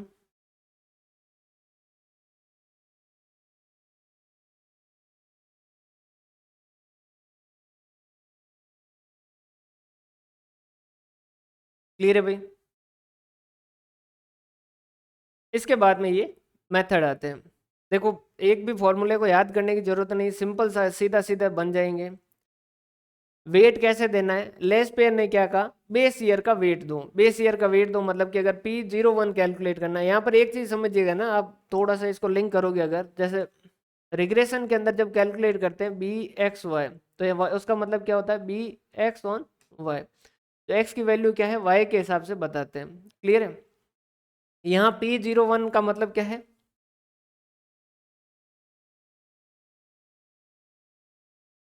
Price index of first year on the base of 0 year. ठीक है, वहां पर क्या होता है, जो बेस होता है वो बाद में लिखा जाता है, यहाँ जो बेस है वो क्या किया जाता है, पहले लिखा जाता है ना, तो उसमें कभी कंफ्यूज नहीं हो जाइए। अभी इसके बाद में जो जस्ट इसके बाद में जो क्या कहते हैं, पीछे वाले अटेम्प्ट में जो क्वेश्चन आए ना वो देख लेंगे। वो अभी तक जो ऊपर पढ़े थे ना उनके एमसीक्यू बनना मुश्किल है। रीजन क्या है, क्योंकि इतनी कैलकुलेशन दे नहीं सकते एमसीक्यू के अंदर, पर ये है कि अपने को पता होना चाहिए कॉन्सेप्ट, ताकि कल को कोई फॉर्मूला पूछे तो अपन उसको बना सके। तो इसने क्या कहा, use base year weight, base year को क्या कर दीजिए, वेट ले लीजिए। तो हमें क्या करना है, P01 कैलकुलेट करना है, P01 कैलकुलेट करना है सॉरी। तो क्या हो जाएगा, P1 और P0 तो हो ही गया, और Q0 ले लो। फिर उसके बाद में पास आया, उसने कहा कि नहीं करंट ईयर को वेट लो, तो उसने कहा कि Q1 और Q1 ले लो। हमने कहा ठीक है। फिर उसके बाद में मार्शल आया, उसने क्या कहा, बेस ईयर और करंट ईयर दोनों का वेट लो, तो हमने कहा कि क्या, तो उसने कहा कि Q1 और Q0 जो है उनका एवरेज ले लो। हमने कहा वो कैसे होगा, तो उन्होंने कहा कि Q1 और Q0 डिवाइड बाय 2, और Q1 और Q0 डिवाइड बाय 2, इस तरीके से करो। 2 से 2 वैसे कट जाता है, उसका कोई इम्पैक्ट रहता नहीं है, इस वजह से अपन क्या लिखते हैं, P1 into Q1 plus Q0। ये आ गया मार्शल। उसके बाद मार्शल और एडवर्ड, उसके बाद में बाउले आया। बाउले ने कहा कि एक काम करो, लास्ट पेयर और पास्ट चेज जो दोनों हैं उन दोनों फॉर्मूलों का क्या कर दो, अर्थमेटिक मीन कैलकुलेट कर दो। उसके बाद में फिशर आया, उसने कहा कि नहीं लास्ट पेयर और पास्ट चेज, उसने उन लोगों के जो दोनों फॉर्मूले हैं उनका क्या कर दो, जियोमेट्रिक मीन जो वो कैलकुलेट कर दो। सर ये तो आपने प्राइस इंडेक्स बताया, अगर क्वांटिटी इंडेक्स होगा तो क्वांटिटी इंडेक्स होगा, तो Q01 के लिए क्या हो जाएगा, Q1 और Q0। बेस ईयर को मानना है वेट, तो P0 ये क्या कहेगा कि नहीं, पास्चर ने कहा कि नहीं करंट ईयर लो, तो P1 उसके बाद में मार्शल और एडवर्ड ने कहा कि इन दोनों का एवरेज ले लो, तो P1 प्लस P0 उसके बाद में जो बाउले ने कहा कि इन दोनों का जो लास्ट पेयर और पास्ट के जो दो फॉर्मूले बनते हैं उनका एवरेज ले लो। उसके बाद में फिशर ने कहा कि उनका जियोमेट्रिक मीन जो वो ले लो। क्लियर है? ये फॉर्मूला में किसी को कोई दिक्कत तो नहीं होगी? दो फॉर्मूले और है केली और उनके, जो अपन आगे देखते हैं। फिशर को इंडेक्स को अपन जो आइडल इंडेक्स नंबर क्यों कैलकुलेट कहते हैं, तो देखो एक तो पहले तो बात क्या है, उसने करंट ईयर और बेस ईयर दोनों को यूज किया। ये देखो उसने दोनों का नहीं किया था एक्चुअल में, जो लास्ट ईयर जो है उसने बेस ईयर को लिया और पास्ट ईयर जो है उसने करंट ईयर को लिया, तो इसके जो है उसने दोनों का जियोमेट्रिक लिया, इस वजह से इसके दोनों ही हो गए। जियोमेट्रिक मीन इस्तेमाल किया, जियोमेट्रिक मीन जो इंडेक्स नंबर के लिए या रेशियो के लिए क्या होता है, सबसे बेस्ट है। भाई फॉर्मूले जो है वो आराम से कर लोगे ना, कोई दिक्कत नहीं आएगी। और इसने क्या किए, फैक्टर रिवर्सल टेस्ट और टाइम रिवर्सल टेस्ट जो है वो दोनों पास किए। अभी इसके जस्ट बाद में टेस्ट पढ़ेंगे। फिर जो अच्छी चीज है उसकी बुराई करने वाले भी बहुत हैं, लिमिटेशन आ गई। उसने कहा कि दो टेस्ट तो पास किए, दो टेस्ट पास करने ही थे क्योंकि दोनों फिशर ने बनाए थे। एक सर्कुलर टेस्ट था जो ये पास नहीं कर पाया। हमने कहा ठीक, ये क्या है ये भी आगे देखेंगे। उसके बाद में enable to explain the change in vote, जैसे कि भाई लेस पेयर तो ये बता रहा है कि भाई जो जीरो ईयर है उसके हिसाब से कितना चेंज आया, पास्ट से बता रहा है कि करंट ईयर के हिसाब से कितना चेंज आ रहा है। ये तो दोनों का इस्तेमाल कर रहा है, इस वजह से न तो ये बता रहा है कि बेस ईयर पे कितना चेंज आया, न ये बता रहा है करंट ईयर पे कितना चेंज आ रहा है। तो इस वजह से कहा जाता है कि because use both base year और करंट ईयर, तो ये नहीं बताता कि ये जो चेंजेज आए वो किसके ऊपर आए हैं। समझ आ रही बात भाई? जैसे लास्ट ईयर तो बता रहा है कि भाई क्यों जीरो लिया, तो उसने कहा बेस ईयर के हिसाब से इतना चेंज आया।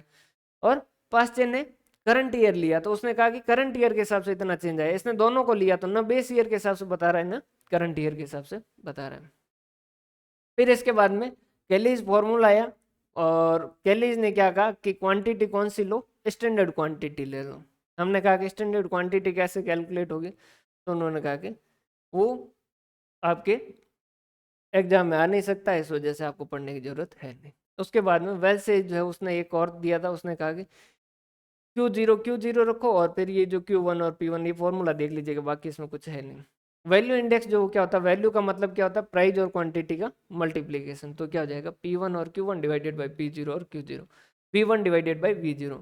पहले साल के अंत जो करंट ईयर की वैल्यू है वो कैसे कैलकुलेट करोगे, इस साल की वैल्यू और इस साल की क्वांटिटी। और V0 कैसे कैलकुलेट करोगे, इस साल की प्राइस और इस साल की क्वांटिटी। क्लियर है? इस मेजर के अंदर एक लिमिटेशन में ये भी लिखा था कि भाई करंट ईयर जो वो इस्तेमाल करता है Q1 और Q1, तो क्योंकि करंट ईयर की वैल्यू जो कैलकुलेट करना मुश्किल है। फिर मैंने कहा यार ये तो अब क्या ही लिखे बेचारे, ये तो कोई बात नहीं है उसकी कमी निकालने की। Test of adequacy of index number formula. अभी जो है कि कौन सा इंडेक्स नंबर का फॉर्मूला जो वो सही है या अच्छा है, उसके लिए क्या किए गए, कुछ टेस्ट जो वो बनाए गए। देखो अगर आपको कोई चीजें याद नहीं करनी हो ना, तो हमेशा क्या करो, जो चीज है ना उसका उसके नाम के हिसाब से साथ में जोड़ो। अब टाइम रिवर्सल टेस्ट रखा है तो इसका मतलब कुछ ना कुछ टाइम से रिलेटेड है। तो इसने कहा कि ये फिशर नहीं दिया, ये और जो आगे वाला जो है फैक्टर रिवर्सल टेस्ट, ये दोनों फिशर ने पास भी किए।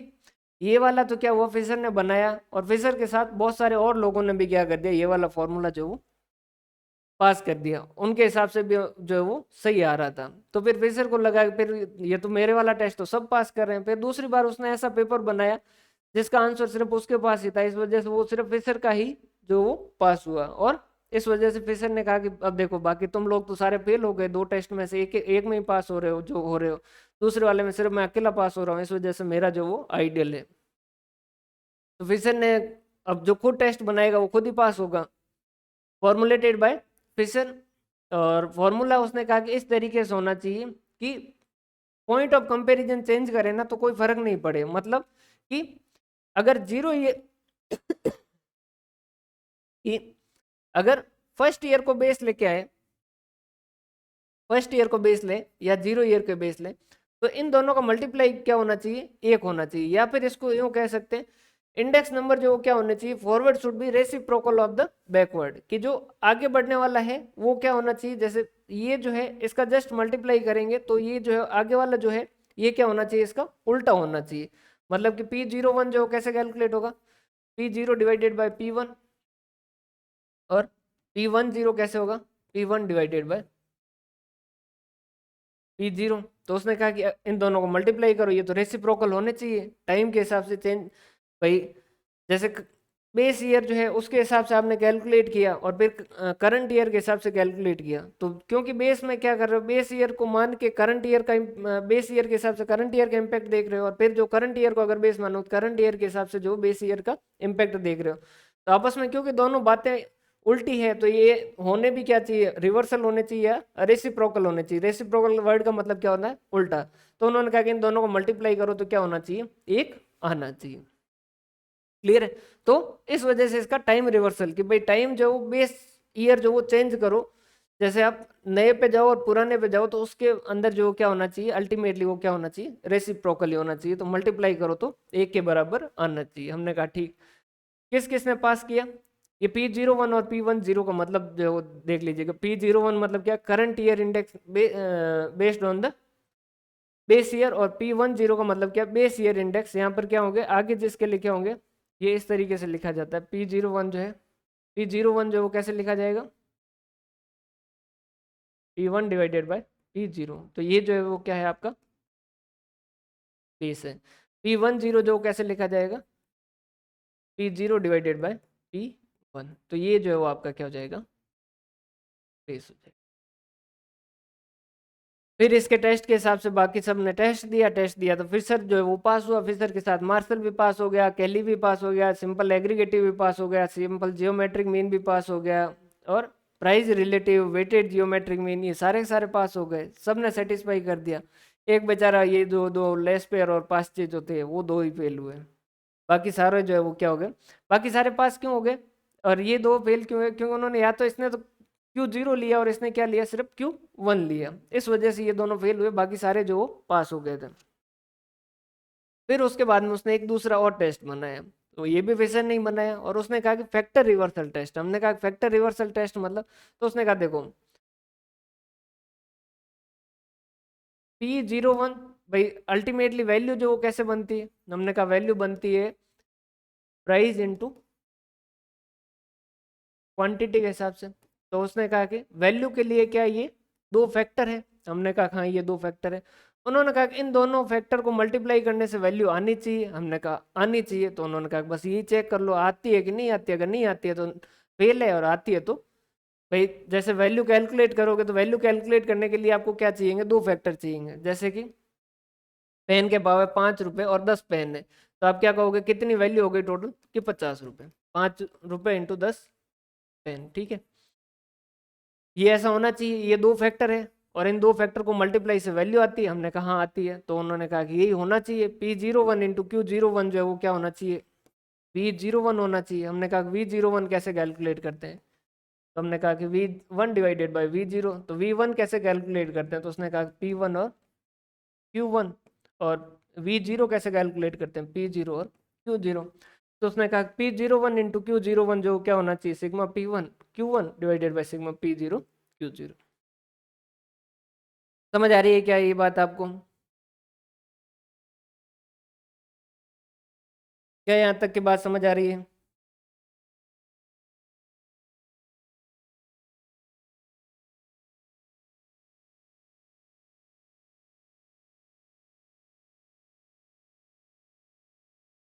इसके आगे लिख दीजिएगा ना, ताकि आपको और सिंपल सिंपल रहे कि V1 divided by V0 notes में। क्लियर है भाई।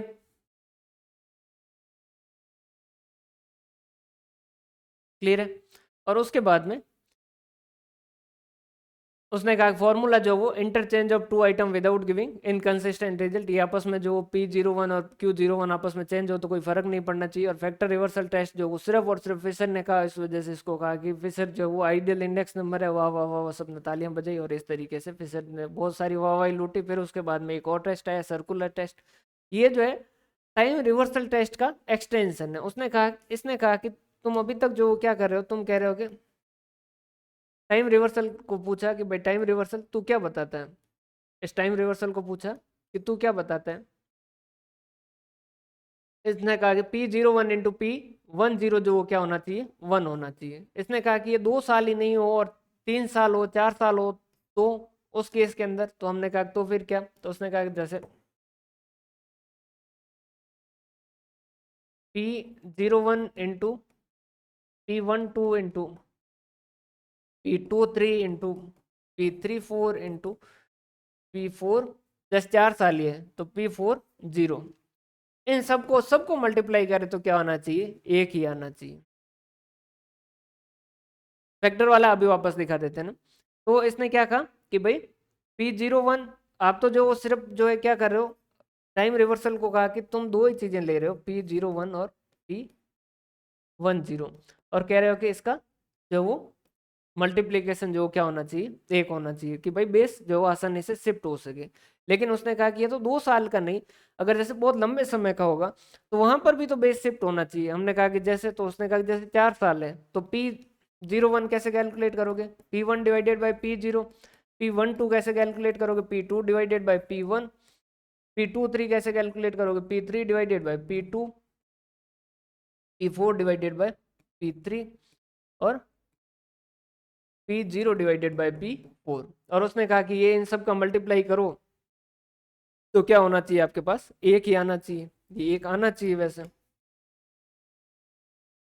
और ये वाला टेस्ट जो है वो कोई भी पास नहीं कर पाया, न फिशर कर पाया न कोई पास कर पाया। इसने कहा कि जो बेस है वो आसानी से चेंज हो जाने चाहिए चाहे कितने ही साल हो। तो ये क्या है, सर्कुलर टेस्ट। सर्कुलर टेस्ट याद रखोगे भाई, सर्कल जो कंटिन्यू चलता रहता है उस तरीके से कई सालों तक चले जितना चलता रहे।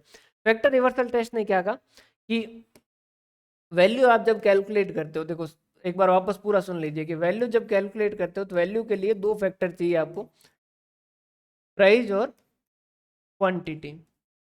कि भाई तुमने कितनी वैल्यू की जो खरीदारी की, तो आप कहोगे कि जैसे एक पेन के 10 रुपए भाव थे और 5 पेन खरीदी तो आप कहोगे कि 50 रुपए की खरीदी।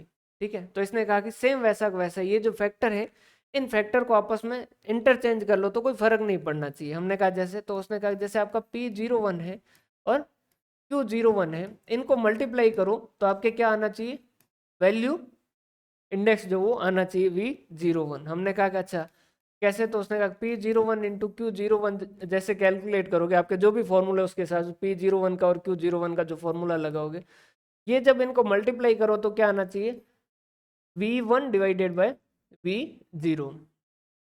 V01 आना चाहिए, अगर P01 और Q01 का गुणा है तो वो V01 आना चाहिए। हमने कहा ठीक। और V1 कैसे कैलकुलेट करते हैं, तो हमने कहा P1 और Q1, भाई इस साल भाव कितने और इस साल की क्वांटिटी कितनी।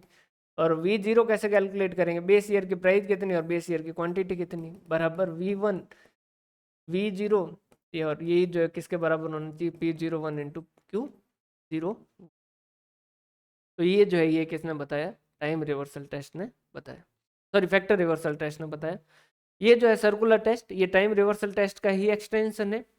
इसने कहा कि concern with the measurement of prices changes over the period of time, कि बहुत सारे समय है तो भी उसके अंदर कोई भी चेंज नहीं आना चाहिए। P1 टू P01 1 2 2 3 3 4 N0, मतलब कि जितने भी साल उन सब का मल्टीप्लीकेशन क्या होना चाहिए, 1 होना चाहिए।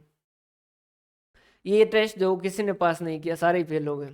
Simple geometric mean of the price relative and weight, हाँ ये दो ने पास किया था, ये ध्यान रखिएगा। Simple geometric mean of price relative and weighted aggregative with fixed weight जो है उन्होंने ये टेस्ट जो वो पास किया। तो ये चीज़ें ध्यान रखिएगा, ये किस किस ने कौन कौन सा टेस्ट जो वो पास किया वो ध्यान रखिएगा।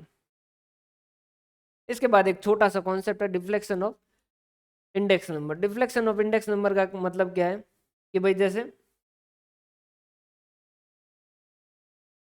आपकी तनख्वाह थी मान लीजिए 40,000,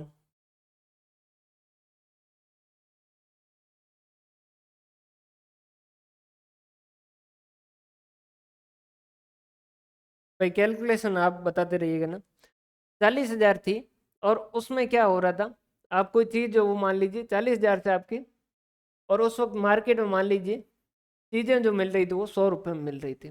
ठीक है, तो 40,000 डिवाइडेड बाय 100 मतलब कि आप 4,000 चीज़ें खरीद रहे थे। ठीक है, फिर आपकी तनख्वाह जो है क्या हो गई, 40,000 की जगह 42,000 हो गई।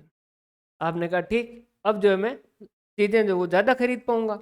हमने कहा ठीक है, जाके चेक करो मार्केट। मार्केट में आप गए तो मार्केट के अंदर भाव जो हो गए 120।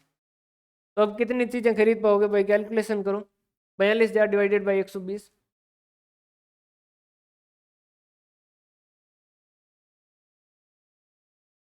अच्छा ये 400 है क्या, 400। अब चीजें कितनी खरीद पाओगे? 350। तो ये क्या है देखो, इसे क्या कहा जाता है? Money term. इसे जो क्या कहा जाता है? Money term. कि भाई पैसा तो आपका बड़ा है, पैसा तो आपका बड़ा है, ठीक है, लेकिन ये क्या हो गया? इन्फ्लेशन आ गया। ये क्या हो गया? इन्फ्लेशन आ गया। और इन्फ्लेशन का इम्पैक्ट जो वो ज्यादा है, इस कारण क्या हो गई? आपकी रियल इनकम में कोई कमी नहीं हुई है। आपके रियल इनकम जो है, इसे कहा जाता है रियल इनकम। रियल इनकम में कोई कमी, सॉरी, कोई इंक्रीज हुआ ही नहीं, वो तो कम हो गई। समझ आ रही बात भाई? पहले 40,000 ही थे, लेकिन 40,400 यूनिट खरीद पा रहे थे, अब 42,000 हो गए, लेकिन आपके 350 यूनिट ही खरीद पा रहे हो। क्यों? क्योंकि मनी टर्म में तो आपके पैसे बढ़े हैं, लेकिन उसके कंपनसेट करने के लिए उससे ज्यादा जो इन्फ्लेशन आ गया, और उस वजह से आप जितनी चीजें पहले खरीद पा रहे थे उससे अब कम चीजें खरीद पा रहे हो, तो आपकी रियल इनकम जो क्या हो गई? कम हो गई। तो हम कैसे चेक करें कि भाई रियल के अंदर जो वो कितना इंक्रीज या डिक्रीज हुआ? तो उसके लिए हम क्या कहेंगे? हम कहेंगे ये 42,000 जो है, इसको डिवाइड कर दो आप क्या? डिवाइडेड बाय जो प्राइस इंडेक्स है 120। तो ये आपका क्या होगा? रियल इन्फ्लेशन जो वो किस तरीके से हुआ है, रियल इनकम जो वो क्या रही है, कैलकुलेट कीजिए भाई। रियल इनकम कितनी आ रही है?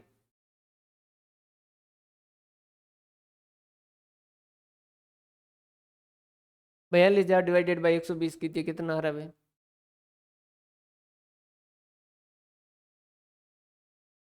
350 आ रहा है ना? हाँ अच्छा, 350 आ रहा है, सॉरी। तो ये क्या है?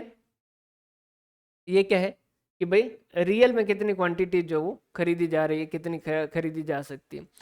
तो एक तो इंडेक्स नंबर होगा, जो कैसे कैलकुलेट होगा? जो कैलकुलेट होगा 42,000 डिवाइडेड बाय 40,000। ये इंडेक्स नंबर कौन सा है? मनी इंडेक्स नंबर है। ये कितना आ रहा है? 42,000 डिवाइडेड बाय 40,000 करो।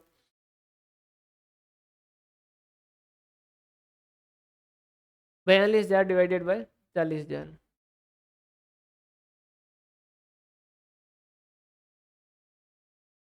1.05, या 100 से गुणा कर दो तो 105। तो ये तो क्या है? मनी टर्म के अंदर इंडेक्स नंबर है। इस इंडेक्स नंबर के अंदर क्या कर दोगे आप? इन्फ्लेशन जो है उसका भाग दे दोगे। आप इसे प्राइस इंडेक्स कह सकते हो कि भाई प्राइजेज बढ़ रही है, इन्फ्लेशन एक्चुअली कुछ भी नहीं, प्राइस इंडेक्स ही है। तो वो उसका भाग दे दोगे तो आपका क्या हो जाएगा? रियल इंडेक्स आ जाएगा, मतलब रियल इनकम का इंडेक्स आ जाएगा। तो इसे क्या कहा जाता है? Deflation of index number. की जो इंडेक्स नंबर उसके अंदर इन्फ्लेशन का जो भाग हटा देना, ताकि उसे क्या कहेंगे? रियल इनकम के अंदर कितना इंडेक्स नंबर, वो क्या कहलाएगा? Deflation index number. क्लियर है? कॉन्सेप्ट समझ आया? Computation of real wages from the money income with the taking effect of the price level changes is known as deflating of income. Real income real wages कैसे करोगे? Money income या wages divided by price index calculate कर दोगे, जो अभी अपन ने calculate किया 42,000 divided by 120 जो था वो। और अगर आपको उसका इंडेक्स नंबर कैलकुलेट करना है, तो real income of current year, जो इस साल की करंट ईयर है, divided by real income of base year. जैसे कि ये 42,000 और 40,000 थी, तो उस केस के अंदर रियल इनकम कितनी थी? 40,000 थी। और फिर जो वो रियल इनकम जो कितनी हो गई? 42, सॉरी, मनी इनकम जो कितनी हो गई? 42,000। तो यहाँ पर इनकी क्या करो? इनमें से इन्फ्लेशन का भाग हटा दो। इसमें से क्या कर दो? इन्फ्लेशन का पार्ट जो है इसके इंडेक्स के हिसाब से जो वो लेस कर दो, तो ये क्या आ जाएगी? आपकी रियल इनकम आ जाएगी। और यहाँ भी क्या कर दो? रियल इनकम कैलकुलेट कर दो। तो रियल इनकम करंट ईयर के और रियल इनकम बेस ईयर के, तो आपको क्या मिल जाएगा? रियल इंडेक्स मिल जाएगा।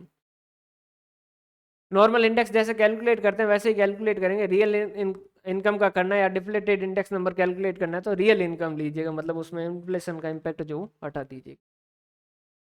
Index number of real wages, index number of wages for the year divided by price index, index number for the wages. अब जैसे कि यहाँ पर कितना आया, तो अभी ऊपर वाले एग्जाम्पल के अंदर ये 105 आया था। 105 डिवाइडेड बाई 120 कर दोगे, तो ये आपका क्या आ जाएगा? रियल इंडेक्स नंबर या फिर deflation of index number. Clear है कि भाई ये करो तो कितना आ रहा है?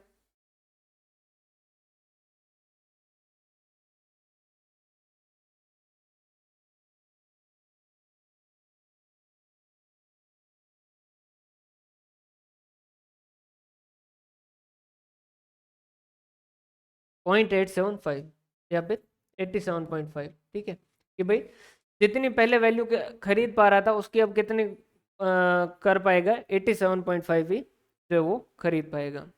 कितनी खरीद पा रहा था भाई, 350 खरीद पा रहा है, पहले 400 खरीद पा रहा था। ये करो तो कितना आ रहा है, एक चौक चौक बचौक, आठ तीन चौक बारह, चार चौक 16, पाँच चौक 20, छः चौक 22, सात चौक 28, आठ चौक 32, आठ, तीन और पाँच,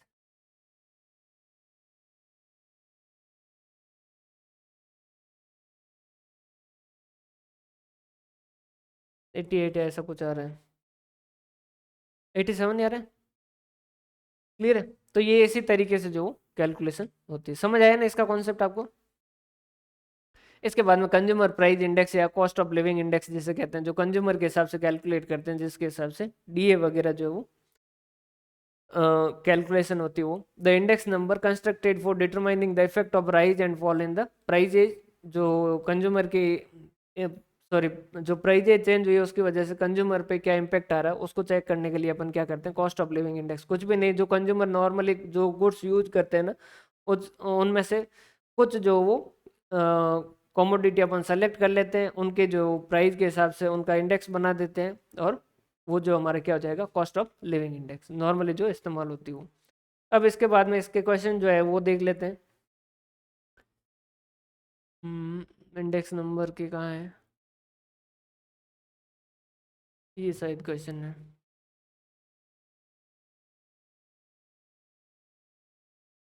ये भाई फटाफट बता दो क्या क्या आंसर है।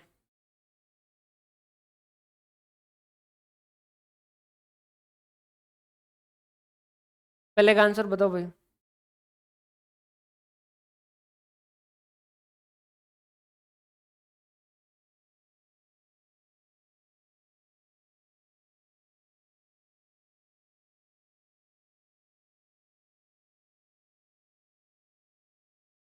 91 का 2, Fisher index number, geometric mean, ठीक है।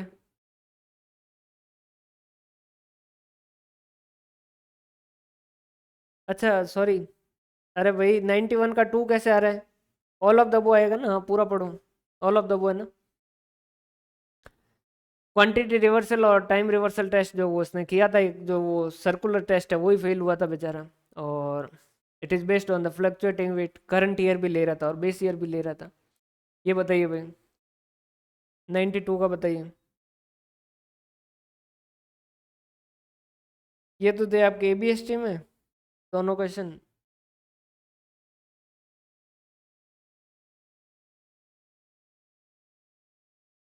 92 का बी सही है कि भाई, प्राइस और क्वांटिटी जो है उसका वैल्यू। ये ईएफएम के दो क्वेश्चन थे।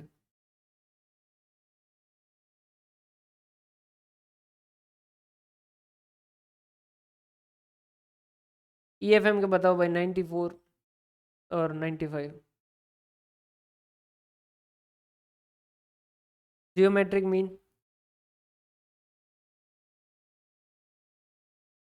और 95 बता दो।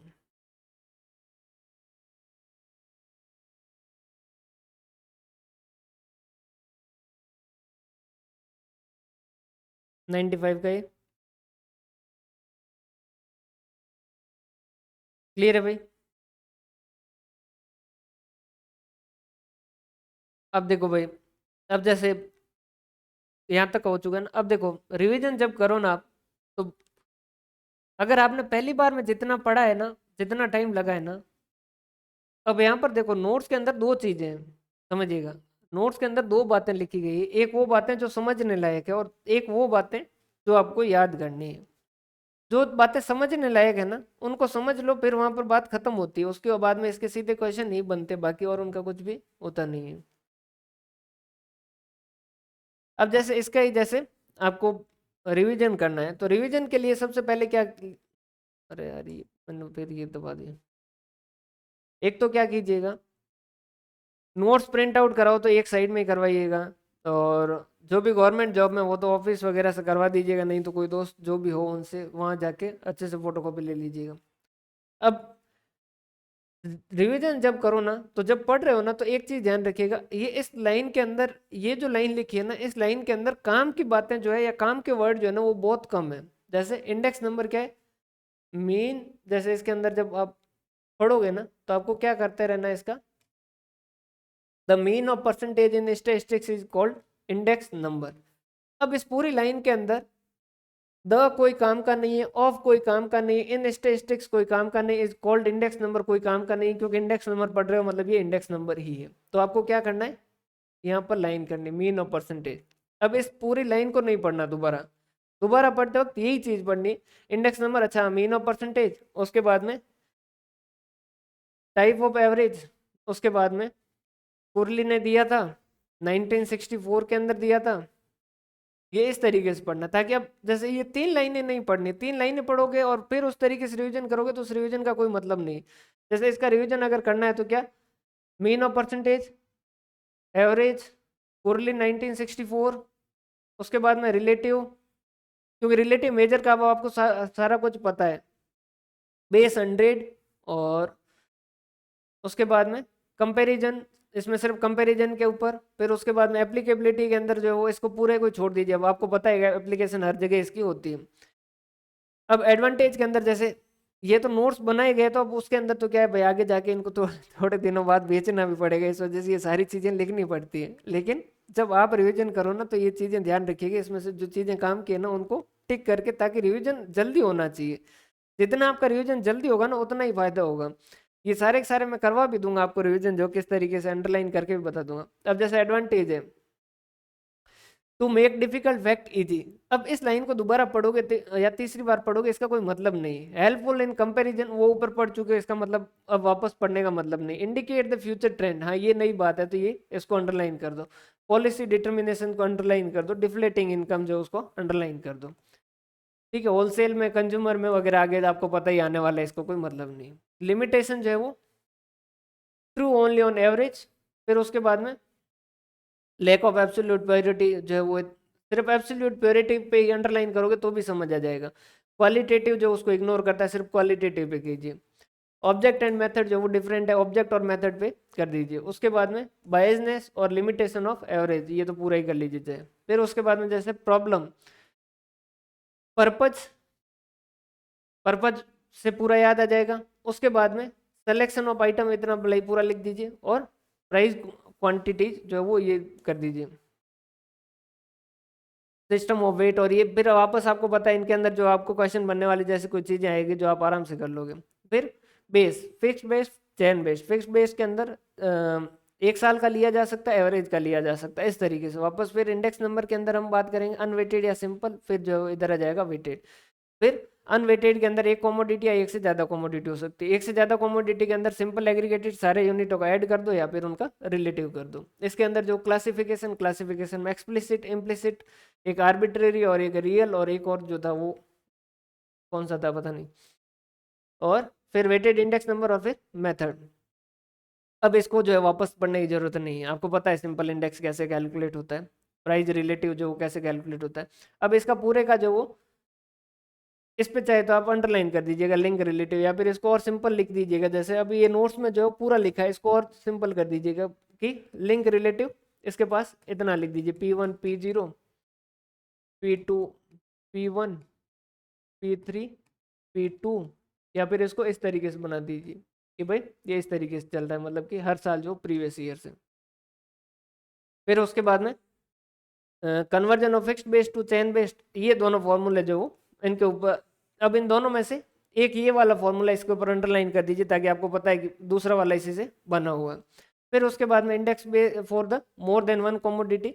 एग्रीगेटिव में आपको पता है कि भाई P1 डिवाइडेड बाई P0 सीधा सिंपल ही बन जाएगा, टोटल ही करना है, तो इसके अंदर फिर ये एग्जाम्पल जो वो आपको देखने की जरूरत नहीं।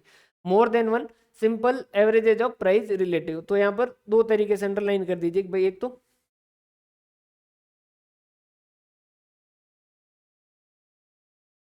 प्राइस रिलेटिव का, ऐसे सीधा लिख दीजिए पास में सिंपल एवरेज।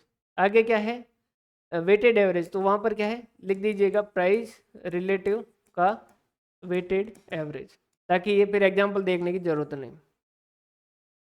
फिर उसके बाद में चेन बेस्ड, और इसके अंदर तो एक बार देखोगे तो सारा समझ आ जाएगा। Base shifting, base splicing. Base splicing में इस फॉरवर्ड के पास लिख दीजिए कि पुराने को पूरा, भाई नोट्स और किसी को बताने नहीं है ना, सिर्फ आपको ही पढ़ने हैं, तो आपके जितने में समझ आए ना उतना ही लिखना है, ज्यादा नहीं लिखना है। और यहाँ लिख दो नए को पूरा, कि भाई नए बेस वाले जो लाइन है उसको पूरा करना है या पुराने को पूरा करना है।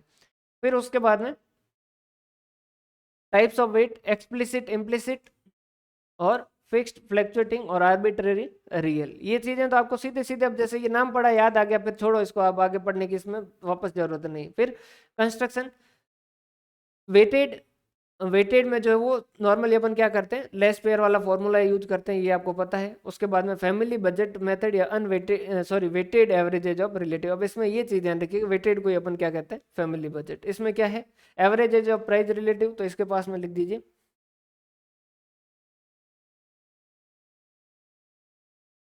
प्राइस रिलेटिव का वेटेड एवरेज, ताकि आपको समझ आ जाएगा, आगे उसको पढ़ने की जरूरत नहीं पूरे को। क्लियर है।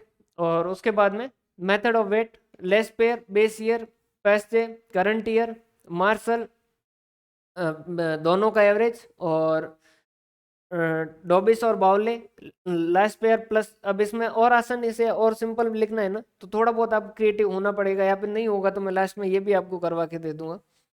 इसके पास क्या लिख दीजिए, last pair plus pass J divide by 2। इसके बाद में फिशर में लिख दीजिए last pair plus, sorry less pair into pass chain, ये इस तरीके से। ठीक है, ताकि ये पूरा नहीं पढ़ना पड़े, क्योंकि पूरा पढ़ोगे तो यही आपका टाइम जो खराब होगा, इतने में आपको समझ आ गई ये चीजें। उसके बाद में फिशर क्यों है, अब जैसे use current year as well base year, अब ये जो है आपको पता है, समझ आ गया है, तो इस लाइन को वापस पढ़ने से मतलब नहीं है। जियोमेट्रिक मीन इस्तेमाल करता है, अगर इसको मैं जो है काम की एक ही बात है कि जियोमेट्रिक मीन ये कर दीजिए, और ये जियोमेट्रिक मीन को अंडरलाइन कर दीजिए, फैक्टर रिवर्सल को अंडरलाइन कर दीजिए, टाइम रिवर्सल को अंडरलाइन कर दीजिए। क्लियर है भाई। उसके बाद में लिमिटेशन, सर्कुलर टेस्ट जो फील्ड होता है, तो सर्कुलर के नीचे अंडरलाइन कर दीजिए। फिर कैली, कैली में सिर्फ जो स्टैंडर्ड ईयर जो है उसको अंडरलाइन कर दीजिए, और इसको जो है वो देख लीजिएगा। वैल्यू इंडेक्स, फिर उसके बाद में टाइम रिवर्सल, टाइम रिवर्सल के अंदर क्या है कि P01 इंटू P10 जो वो 1 होना चाहिए। फैक्टर के अंदर price into quantity is equal to value होना चाहिए, price into quantity is equal to value होना चाहिए। सर्कुलर क्या है, एक्सटेंशन ऑफ टाइम, तो इसमें सीधा इसको अंडरलाइन कर दीजिए। फिर उसके बाद में ये जो है इसके ऊपर अंडरलाइन कर दीजिएगा कहाँ कहाँ कौन कौन पास कर रहा है। डिफ्लेशन जो रियल इनकम वाला केस है वो उस तरीके से, ये कंज्यूमर। अब ये करने के बाद में जैसे ही एक बार रिवीजन करो ना, तो आप क्या करते हो, जैसे ये लास्ट वाली लाइन लिख पढ़ी, और उसके बाद में किताब बंद करके हाथों हाथ जो वो रील चलाते हो वो मत किया करो। एक तो जो चीज पढ़ते हो उसको एब्जॉर्व होने में टाइम लगता है, भाई कोई भी चीज लोगे ना दिमाग के अंदर तो उसको पचने में टाइम लगता है। इसको पढ़ने के बाद 5-10 मिनट कोई ऐसी चीज नहीं देखें जिसके अंदर दिमाग बहुत ज्यादा जल्दी एंगेज हो जाता है, जैसे रील वगैरह के अंदर। रील के अंदर क्या 30 सेकंड के अंदर आप बहुत ज्यादा खुश हंस रहे हैं, 30 सेकंड के अंदर आप जो वो इमोशनल हुए बैठे, 30 सेकंड के बाद जो वो आप वापस हंस रहे हैं, 30 सेकंड बाद वापस इमोशनल हो रहे हैं, मतलब कि दिमाग जो वो डाफा चूक हो चुका है, उस तरीके का नहीं करें। नहीं तो फिर वो इतना जो पड़ा है ना वो सारा का सारा रायता हो जाएगा, उसका कुछ भी नहीं रहेगा। ये करने के बाद में 5 मिनट जो थोड़ा शांति से बैठे, एक बार ये जो पूरा का पूरा वापस देखें। पूरा का पूरा वापस कैसे, कि भाई क्या क्या पढ़ा था, फिर फटाफट इससे भी जल्दी, ताकि एक बार जो ये आंख बंद करके वापस होना चाहिए, कि भाई दूसरी बार रिवीजन जो है इस तरीके से नहीं कि हाँ index number mean of averages था, सिंपल था, कुछ भी नहीं था, इसके बाद में इसकी लिमिटेशन थी, ठीक है यहाँ से क्वेश्चन बनेगा तो वो सिंपल वैसे ही कर लेंगे, कोई दिक्कत वाली बात नहीं है। बेस फिक्स हो सकता है, चेन हो सकता है, उसके बाद में वेटेड हो सकता है, सिंपल हो सकता है, ठीक है कोई दिक्कत वाली बात नहीं है। ये प्राइस रिलेटिव के अंदर P1 P0 वाला होता है, ठीक है। लिंक रिलेटिव के अंदर प्रीवियस ईयर से कनेक्ट होता है। फिर चेन जो वो लिंक और प्राइस वाला इस तरीके से मल्टीप्लाई होता है। उसके बाद में ये कन्वर्जन जो था, उसके बाद में क्या था, सिंपल एग्रीगेटिव था, टोटली करना है। फिर रिलेटिव वाले में उनके रिलेटिव टर्म कैलकुलेट करनी थी। उसके बाद में इन दोनों के बीच में डिफरेंस, इसमें फिक्स है, इसमें चेन है, नॉर्मली कमोडिटी चेंज नहीं होती, वगैरह वगैरह सारी कुछ चीज़ें थी। शिफ्टिंग के अंदर जो शिफ्ट करना होता है, स्प्लाइसिंग के अंदर दो चीज़ें थी, फॉरवर्ड के अंदर पुरानी वाली सीरीज पूरी करनी है, बैकवर्ड के अंदर नई वाली सीरीज पूरी करनी है। वेट जो है एक्सप्लिसिट हो सकता है, इम्प्लिसिट हो सकता है। एक्सप्लिसिट के अंदर क्वांटिटी देंगे, इम्प्लिसिट के अंदर जो अपन उसके टाइप्स ज़्यादा ले लेंगे। फिक्स्ड हो सकता है, फ्लक्चुएटिंग हो सकता है, आर्बिट्रेरी रियल हो सकता है। उसके बाद में वेटेड के अंदर जो वेटेड एक्सपेंडिचर हो सकता है, एक फैमिली वाला हो सकता है। वेटेड एक्सपेंडिचर के अंदर जो लास्ट पेयर वाला ही फॉर्मूला है, फैमिली बजट या वेटेड और प्राइस रिलेटिव करके उनको वेट देके वेट और प्राइस रिलेटिव को मल्टीप्लाई करके डिवाइड बाय वेट करना है। फिर उसके बाद में लेस पेयर के अंदर जो वो बेस ईयर फिर पास्ट जो करंट ईयर मार्शल जो बेस ईयर करंट ईयर दोनों का एवरेज, और फिर डॉबिस और बाउले लास्ट पेयर और पास्ट का एवरेज, फिशर दोनों का लास्ट पेयर और पास्ट का जियोमेट्रिक मीन। फिर जो बढ़िया क्यों है क्योंकि जियोमेट्रिक मीन इस्तेमाल किया करंट ईयर वगैरह दोनों, और दो टेस्ट भी पास कर लिए थे लेकिन सर्कुलर टेस्ट पास नहीं किया। कैली ने कहा कि स्टैंडर्ड ईयर ले लो। उसके बाद में वेनेस का ये फॉर्मूला है। उसके बाद में वैल्यू इंडेक्स जो वो तो सेम ही रहना है, कोई दिक्कत वाली बात नहीं। Time reversal P01 into P10 जो वो 1 होना चाहिए। फैक्टर रिवर्सल के अंदर जो क्या होगा, फैक्टर जो रिवर्स कर पाए P0 into Q0, sorry P01 Q01 जो है वो V01 होना चाहिए। और ये जो है इन्होंने पास किया था। उसके बाद में सर्कुलर टेस्ट जो है वो फिर सर फेल हो गया था। ये जो टाइम रिवर्सल का एक्सटेंशन है P01 P12 P23 P34 PN0 इस तरीके से। और उसके बाद में डिफ्लेशन पढ़ा था जो कि रियल इनकम के बारे में बात करता है, ठीक है। और उसके बाद में कंज्यूमर प्राइस इंडेक्स।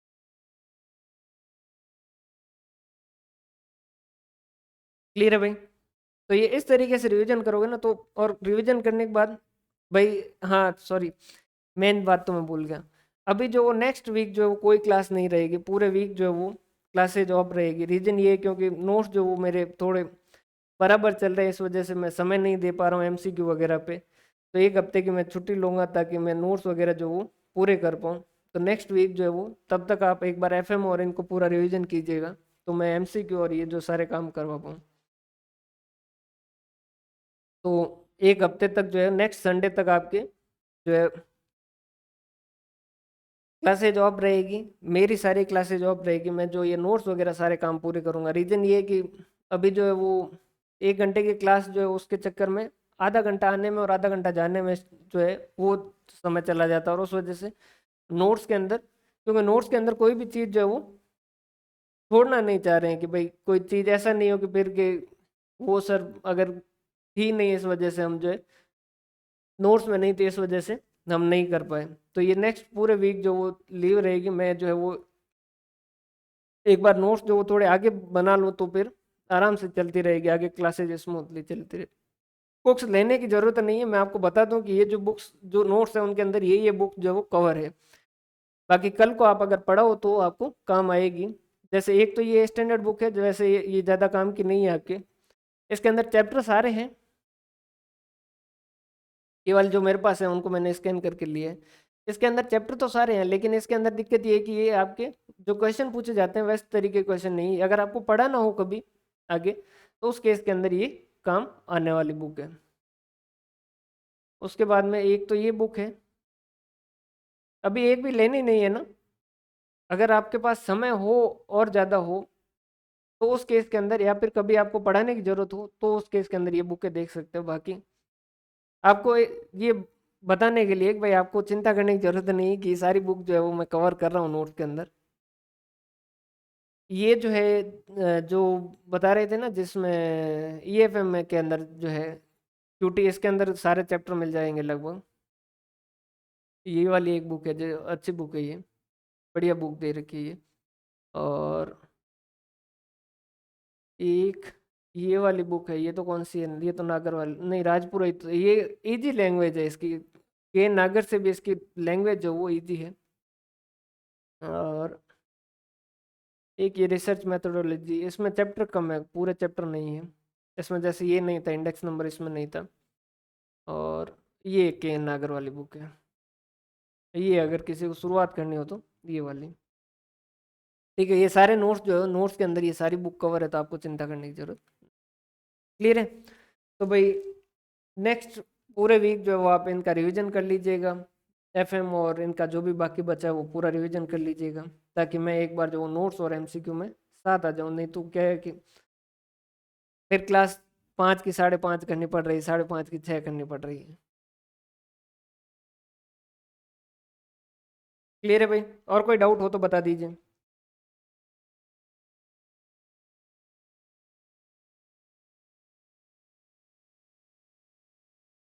क्लियर है? तो बहुत बहुत धन्यवाद। हंसते रहें, मुस्कुराते रहें, पढ़ते रहें, इतनी देर मुझे सुना उसके लिए बहुत बहुत धन्यवाद आपका। और पढ़ते रहिएगा, कोई डाउट आए तो भेजते रहिएगा ना। एंड करें सेशन अपने यहाँ।